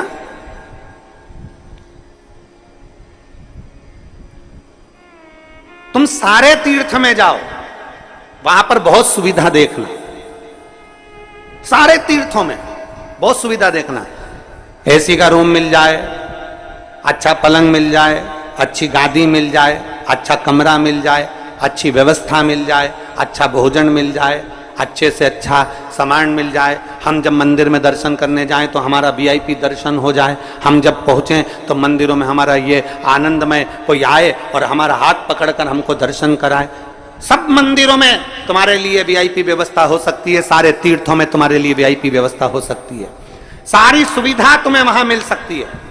पर कुबेरेश्वर धाम जब भी आना तो ये मत सोच कर आना कि यहाँ सारी सुविधा मिलेगी, क्योंकि जहां सुविधा होती है वहीं दुविधा होती है, यहाँ सुविधा है जैसी वैसे प्राप्त हो जाती है। अधिक सुविधा में दुविधा होती है। यहां तो भोजन भी आपको बनाना है और खाना भी, अरे बोलो तो जम के, आपको ही है। कद्दू भी आपको ही काटना है और बनाना भी आपको ही है, रोटी भी आपको सेकना है और खाना भी आपको ही है, खिचड़ी भी आपको बनाना है, चावल बीनना भी आपको ही है, सब्जी काटना भी आपको ही है। और अंदर यही होता है, आप में से कई माताएं, कई भाई, कई बहन, कई बेटियां, कई बेटे आते हैं, सेवा करते हैं और कद्दू काट रहे हैं, सब्जी काट रहे हैं, कहीं रोटियां बना रहे हैं, कहीं कोई सेवा कर रहा है, कोई झाड़ू लगा रहा है, कोई मालूम पड़े नुक्ती तल रहा है, कोई मिक्सचर तल रहा है। हमारी भोजनशाला में एक भी हलवाई नहीं है, हमारी भोजनशाला में केवल आप आते हो, भोजन बनाते हो और चले जाते। जितने हो आप आते हो, भोजन बनाते हो, चले जाते। आप में से कोई बाहर से आता है, वो कह देता है कि हाँ हम भोजन बनाना जानते हैं, उनको बिठा देते हैं कि तुम नुक्ती तल लो। आप में से कोई आके कहता है हाँ हम तलना जानते, तो उसको मिक्सचर बनाने बिठा देते।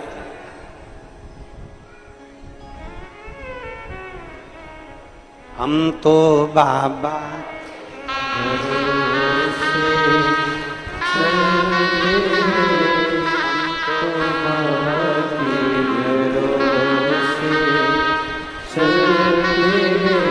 अगर सुविधा चाहिए तो यहां सुविधा नहीं, क्योंकि सुविधा जिसके पास में बहुत होती है, बहुत वीआईपी कल्चर में जो रहता है, बाद में वही दुविधा में रहता है। क्योंकि मालूम पड़े दरवाजे पर 4 लोग आए और निकलकर तुम दूध तक लेने ना जाओ, किसी को पानी पिलाने ना जाओ, तो घुटने में धीरे धीरे जंग लग जाती है, कमर में जंग लग जाती है, चलते नहीं बनता, फिरते नहीं बनता, काम नहीं बनता। आप में से ये जितने जजमान परिवार बैठे हैं, इसमें एक मुंबई का पंचाल परिवार भी बैठा हुआ है, खड़े हो जरा।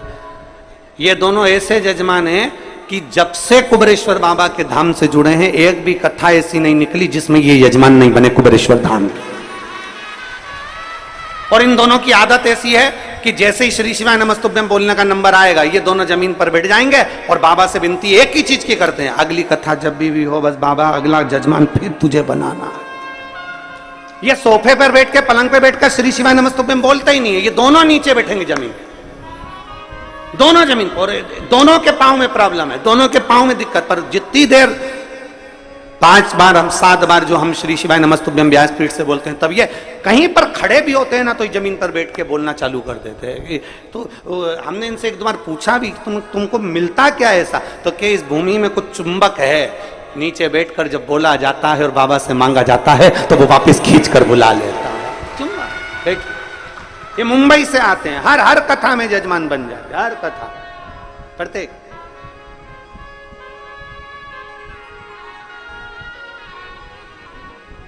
यहां सुविधा नहीं है।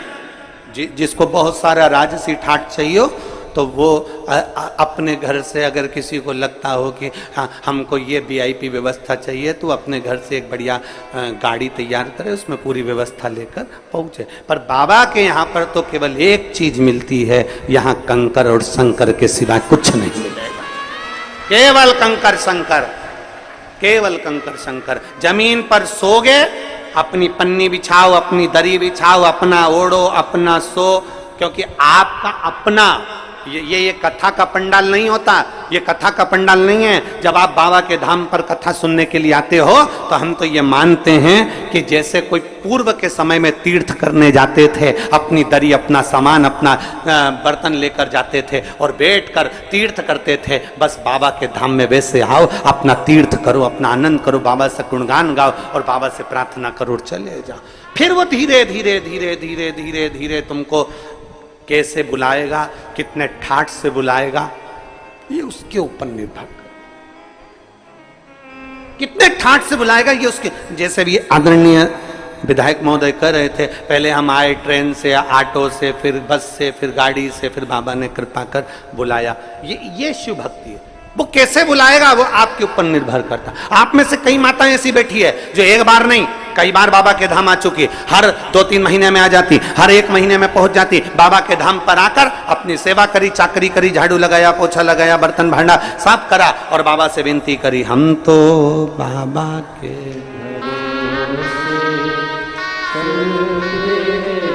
सुविधा में दुविधा। आप जितनी सुविधा में रहोगे उतनी दुविधा में रहोगे, जितनी सुविधा में रहोगे। तुम देखो जितनी सुविधा में तुम रह रहे हो, एसी का रूम, डनलप का गद्दा, वीआईपी ट्रीटमेंट में रह रहे हो, उसके बाद में भी कमर में दर्द है, सारे डॉक्टरों का वीआईपी इलाज चल रहा है तो भी तकलीफ पे तकलीफ चल रही है, मतलब सुविधा में दुविधा है। और जिसको सुविधा में दुविधा लग रही है उसको स्मरण करना चाहिए कि आओ बाबा के धाम, थोड़ी मेहनत करो, थोड़ा परिश्रम करो, मेहनत। और जब हम बाबा के धाम में आकर थोड़ा सा परिश्रम करते हैं, बाबा से अपने दिल की बात कहीं बैठकर 108 बार श्री शिवा नमस्तुभ्यम जब हम कहते हैं, बाबा उसको स्वीकार कर लेता है। एक पत्र है,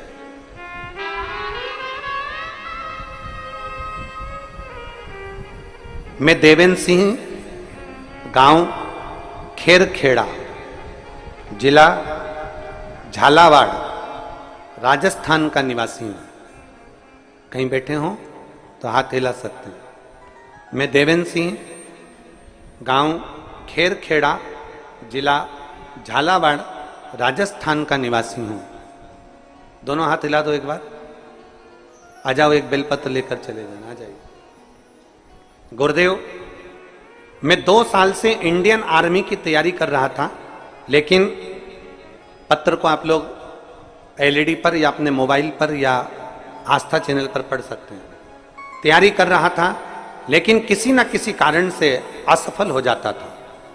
फिर मुझे अपने परिवार वालों ने कहा कि सब भोले बाबा पर छोड़ दे, वो जरूर सुनेंगे, तुम मन लगाकर मेहनत कर, क्योंकि गुरुजी कहे कि मेहनत तुझे करना है, परिश्रम तुझे करना है, मन लगाकर मेहनत कर और सब बाबा पर छोड़ दे।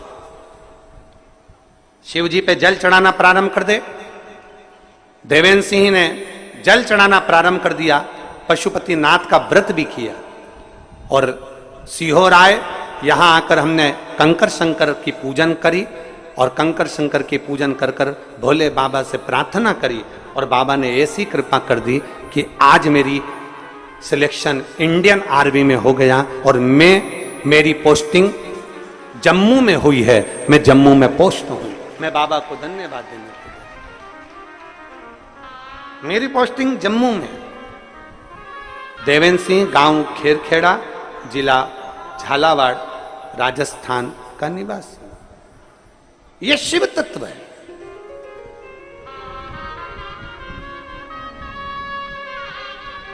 बस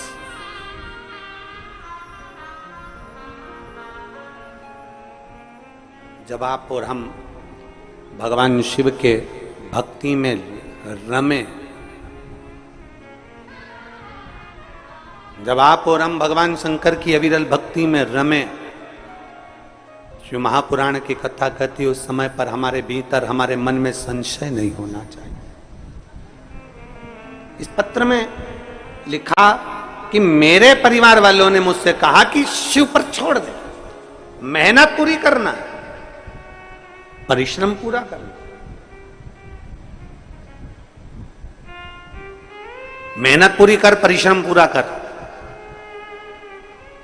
कहा गुरुजी बोलते हैं कि मेहनत में पीछे नहीं हटना है, मतलब मेहनत तो आपको डपट के करना पड़ेगी।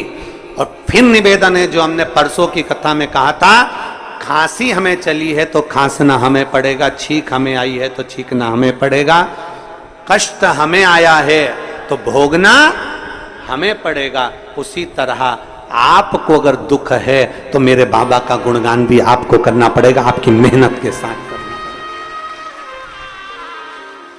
आपके परिश्रम के साथ।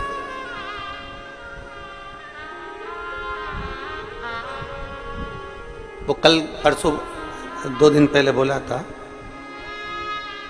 थोड़ी मेहनत हाथ की, बाकी कृपा भोले नाथ।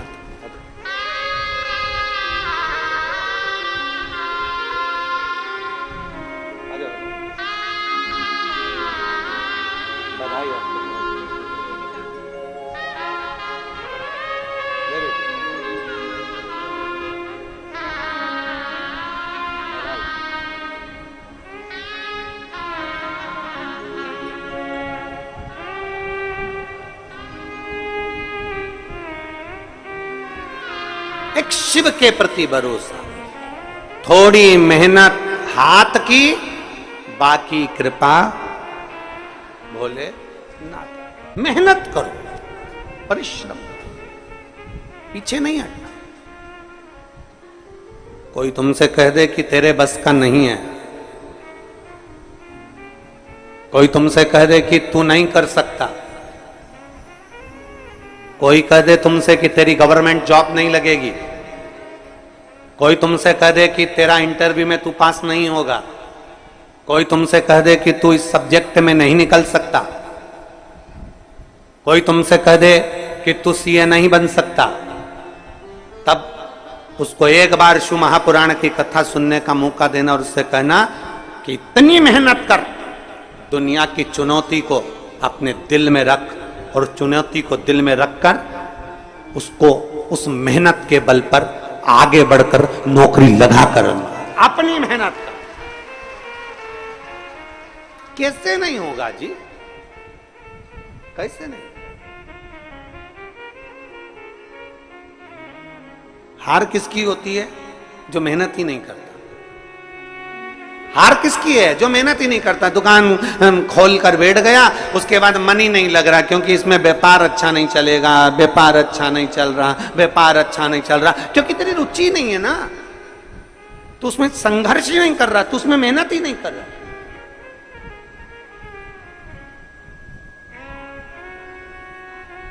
थोड़ा मेहनत करो, संघर्ष करो। आपका संघर्ष, आपकी मेहनत आपको कभी पीछे नहीं हटने देगी। थोड़ी मेहनत हाथ की, बाकी कृपा भोले नाथ की। बस वो मेहनत, वो संघर्ष आपका, वो मेहनत आपकी।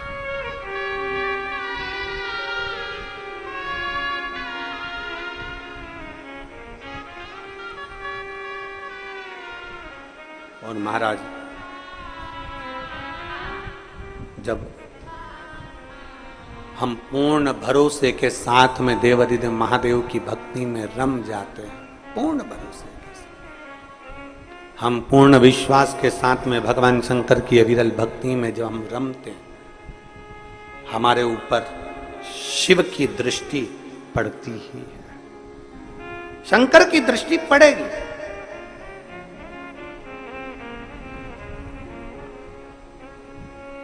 आप इतनी सारी माताएं बैठी हैं, आपके साथ अगर कोई बच्चा आया होगा ना, वो बच्चा जहां खेल रहा होगा ना, माँ कथा भी सुन रही होगी ना, तो उसका ध्यान अपने बच्चे पर जरूर होगा। बोलो तो जरा सही है कि गलत है?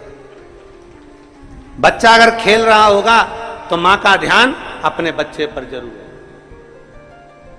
बच्चा कहां है? माँ का ध्यान उस पर है।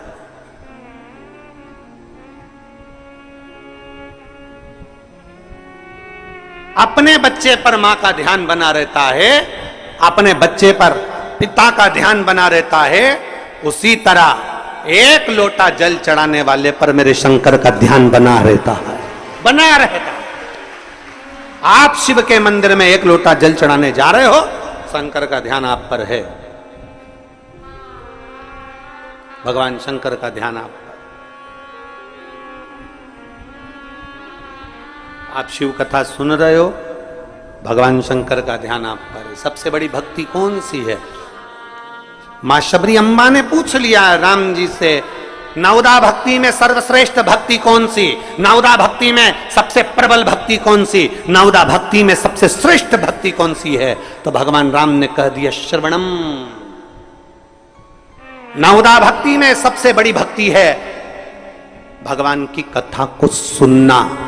जब हम कथा सुनते हैं, परमात्मा कानों के रास्ते से दिल में जाकर बैठ जाता है, हमारा विश्वास पक्का हो जाता है और हमारा दुख अपने आप मिट जाता है। श्रवणम सबसे प्रबल भक्ति है, श्रवणम सारी भक्तियों में श्रेष्ठ भक्ति है। श्रवण करना, सुन लेना। और आज के जमाने में सुनने का ही तो आदत नहीं है महाराज। आज के जमाने में सास कह दी है हम किसी की नहीं सुनेंगे, बहू कह देती है हम भी किसी की नहीं सुनेंगे, बेटा कह देता है मैं किसी की नहीं सुनूंगा, बाप कह देता है मैं किसी की नहीं सुनूंगा, भाई कह देता है मैं किसी की नहीं सुनूंगा, पोता पोती कह देते हैं हम किसी की नहीं सुनेंगे। तो क्या सीओर वाला महाराज सुनेगा?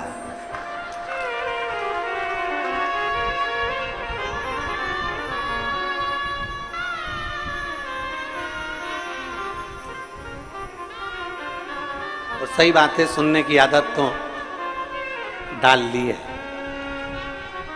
डालना चाहिए सुनने की आदत।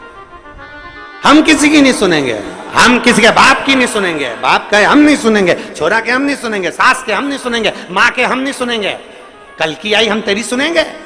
और सास के मैं किसी की नहीं सुनूं, बेटा के मैं नहीं सुनूं, पोता के मैं नहीं सुनूं, पोती के मैं नहीं सुनूं, कौन सुनेगा? आज के समय में कोई सुनना नहीं चाहता। तो यहाँ राम जी कह रहे हैं सबरी अम्बा को सर्वप्रथम भक्ति, सबसे श्रेष्ठ भक्ति, सारी भक्तियों में श्रेष्ठ भक्ति है श्रवणम, कथा को सुनना, बातों को सुनना, श्रवण करना और अपने अंदर उतारना। ये श्रेष्ठ भक्ति है। जिसने कथा को सुनना प्रारंभ कर दिया, जिसने कथा में दिल लगाना प्रारंभ कर दिया, कथा को सुनते सुनते उसके अंदर विश्वास पक्का हो गया, तो उसके अंदर इतना विल पावर आ जाता है, इतना बल आ जाता है कि वो आखिरी में जीत ही जाता है, वो हारता नहीं। विश्वास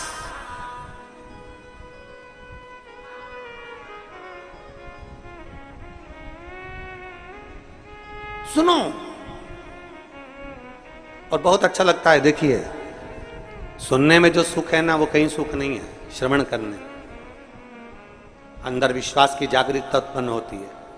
और हम तो साधुवाद देते हैं, कई कई कथाएं जब कहीं जाते हैं, कोई बुलाता है और वहां जब कथाओं में पहुंचते हैं तो इतना शोरगुल होता है, उस कथाओं में इतना शोरगुल होता है। जब कोई बुलाता है हम कथा में जाएं तो इतना शोरगुल होता है। पर आप लोगों को मैं नमन करता हूं कि लाखों की भीड़ आती है। अभी भी देख लो, 1 2 3 पंडाल खच्च भरे, उसके बाद भी एक सुई भी गिर जाए तो मालूम पड़ जाए, इतने साइलेंट होकर आप लोग कथा को श्रवण करते, इतने साइलेंट होकर आप कथा का रसपान ग्रहण करते हो, इतने एकदम शांत, एकदम शांत।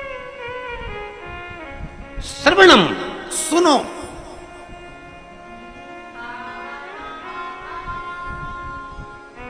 जितना सुन सकते हो सुनो। जब आप सावन के महीने में 2 लोटा जल महादेव जी को चढ़ाने के लिए जाओ, तब 3 चीजें अपने अंदर धारण करना। पहले नंबर का तो 2 लोटा जल जब घर से लेकर जाओ तो जरूरी नहीं कि दोनों हाथों में लेकर जाओ, एक लोटे के ऊपर दूसरा लोटा रखकर दूसरा हाथ से अगर कोई काम हो, पल्लू लेना हो या कोई कार्य हो तो कर सकते हो, नहीं तो तुम 2 लोटा हाथ में रख लो और पल्लू डालना ना मैं सिर पे, जरा सिर पे पल्लू, अब वो तुम्हारा लोटा हाथ में, वो बेचारा वो भेरू पल्लू रख, ठीक है, थोड़ा और खींचो ये बाजू का, तो पल्लू वो भेरू ने और खींचा है, ठीक है, ये पल्लू मारा मुंडा में दे दो, अब ठीक है,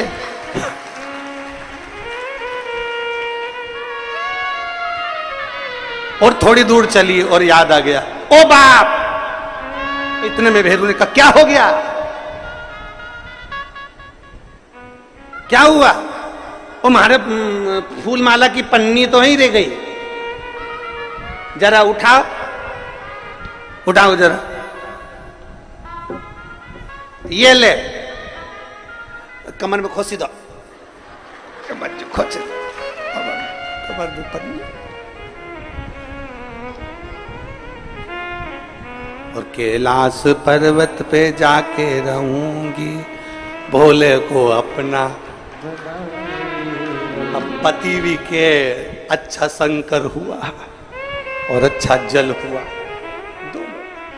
निवेदन है अगर 2 लोटा हाथ में ना तो एक के ऊपर एक लोटा रखकर भगवान की भक्ति धारण करते हुए 3 चीजों में एक चीज जल 2 लोटा, दूसरा श्री शिवाय नमस्तुभ्यम का जाप पूरे सावन के महीने में से कम 5 दिन ऐसे निकालना कि बेलपत्री के पेड़ की छांव में बैठकर हम श्री शिवाय नमस्तुभ्यम की कम से कम 1 माला जरूर कर लें, जरूर। और मान लो अगर बेलपत्री का पेड़ नहीं मिले, तुम्हारे आसपास में नहीं मिले, तो फिर एक काम करना, शंकर जी के मंदिर की बेलपत्र मिली जाए, उसको सिर पे, हमारे यहाँ कहते हैं आंवले के वृक्ष का जब आंवला नोमी आती है ना, तो आंवला नोमी आती है और आंवले के पेड़ के नीचे जाकर भोजन नहीं कर सकते, आंवले के वृक्ष के नीचे नहीं जा सकते, तो आंवले के वृक्ष की पत्ती को सिर पे रख के भोजन कर लो, तो कहते हैं कि हजारों अश्वमेध यज्ञ के पुण्य के बराबर, भंडारे के बराबर भोजन प्राप्त हो जाता है। आंवले के वृक्ष की पत्ती, तो वो बेलपत्र भी मस्तक पर बाबा को प्रणाम कर कर फिर वही बेलपत्र का आनंद करते हुए भाव से उस बेलपत्र को मात्र शीश से लगाई लिया ना, मस्तक पर चढ़ाई लिया ना, तो भी भगवान की अविरल भक्ति प्राप्त हो सकती, अविरल। और मान लो बेलपत्र भी ना मिले तो बेलपत्री के वृक्ष की थोड़ी सी मिट्टी अपने मस्तिष्क पर लगाकर मस्तक पर चढ़ाकर भी हम जाप कर सकते। बेलपत्र के वृक्ष की मट्टी का भी चंदन हम लगा सकते। चंदन हमने एक बार पहले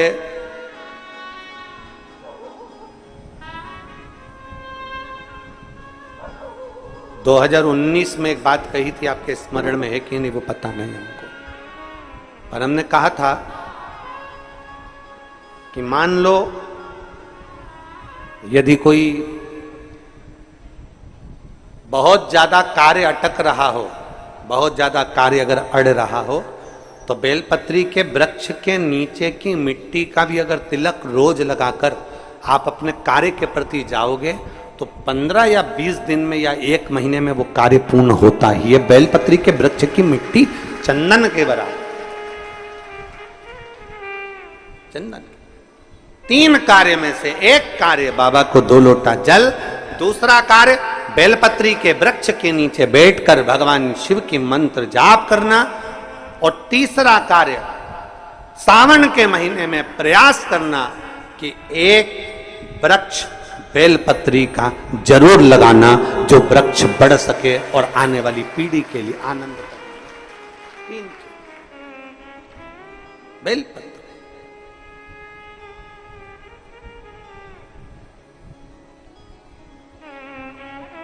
शिव का नाम लेकर, भगवान शंकर की स्तुति कर शिव के करीब,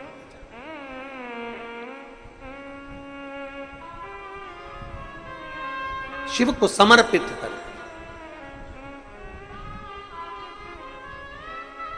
भाव से ये भाव रखकर लगाना कि हम जिंदा हैं तो बेलपत्री का पत्ता, बेलपत्र हम भगवान शिव को चढ़ा रहे हैं, बेलपत्र हम शंकर को चढ़ा रहे हैं। जब हम नहीं रहेंगे तब वो बेलपत्र का पौधा जब बड़ा हो जाएगा तो उस बेलपत्र को कोई शिव पर चढ़ाएगा। हमारे मरने के बाद भी हमारी बेलपत्र शंकर को चढ़ती रहेगी और हमारा कल्याण होता रहेगा। समर्पित कर,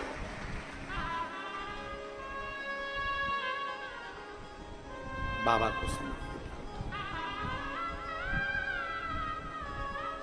3 चीजें, एक सावन के महीने में 2 लोटा, जम के बोलो जरा, जल, सारी समस्या का हल। दूसरा, बेलपत्र के वृक्ष के नीचे श्री शिवाय नमस्तुभ्यं, या पंचाक्षर मंत्र नमः शिवाय, या षडाक्षर मंत्र ओम नमः शिवाय। परंतु पुरुष और स्त्री दोनों पंचाक्षर और षडाक्षर मंत्र को जरा समझना। अगर पुरुष नमः शिवाय ओम नमः शिवाय मंत्र का जाप कर रहा है तो पुरुष सीधे चालू करेगा षडाक्षर मंत्र से, ओम नमः शिवाय ओम नमः शिवाय। पर स्त्री जब भी मंत्र का जाप करेगी तो पंचाक्षर से चालू कर षडाक्षर पर पहुंचेगी। कहां से चालू करेगी? हमने पहले भी कथा में बताया। कहां से? जम के बोलिए जरा, नमः शिवाय, फिर बाद में षडाक्षर पर आएगी ओम नमः शिवाय, नमः शिवाय ओम नमः शिवाय, नमः शिवाय ओम नमः शिवाय, नमः शिवाय ओम नमः शिवाय, नमः शिवाय ओम नमः शिवाय। पुरुष ओम नमः शिवाय ओम नमः शिवाय ओम नमः शिवाय जप सकता है, पर स्त्री पंचाक्षर से चालू कर षडाक्षर पर पहुंचेगी और पुरुष षडाक्षर से चालू कर देगा, ओम नमः शिवाय ओम नमः शिवाय ओम नमः शिवाय ओम नमः शिवाय ओम नमः शिवाय। ये पुरुष चालू कर दिया, पर स्त्री जब जपेगी नमः शिवाय ओम नमः शिवाय ओम नमः शिवाय ओम नमः शिवाय, पंचाक्षर से चालू करा। कहां से चालू करा है? फिर से आप लोग एक बार बोल के देख लो, चालू करो बोलना, नमः शिवाय ओम नमः शिवाय ओम नमः शिवाय। कहां से चालू करा था? नमः शिवाय से, षडाक्षर तक गए हो। फिर पुरुष ओम नमः शिवाय, नमः शिवाय ओम नमः शिवाय, नमः शिवाय ओम नमः शिवाय। पंचाक्षर से षडाक्षर तक। फिर से बोलो एक बार, बोलो चलो, नमः शिवाय ओम नमः शिवाय ओम नमः शिवाय ओम नमः शिवाय, नमः शिवाय ओम नमः शिवाय। पंचाक्षर से षडाक्षर की ओर।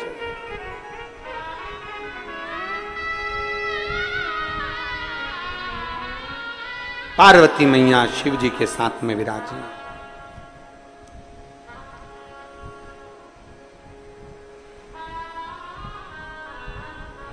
बैठी थी।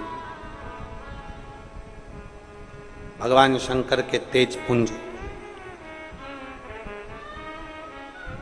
गंगा जी के जल में चला जाता है और गंगा जी के जल से 6 पुत्र जन्म ले लेते हैं। 6 पुत्र जिनका नाम कृतिकाओं ने एक कर कर षडानंद कार्तिकेय रख दिया। कार्तिक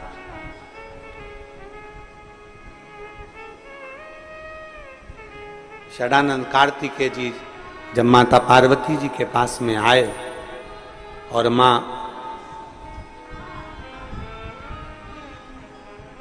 माता पार्वती जी के पास में आते हैं और माता पार्वती जी को प्रणाम करते हैं, बाबा भोलेनाथ जी को प्रणाम करते हैं, औगड़दानी को नमन करते हैं, प्रणाम करते हैं, दंडवत करते हैं, साष्टांग करते हैं, फिर तारकासुर का संहार करने के लिए जाते हैं।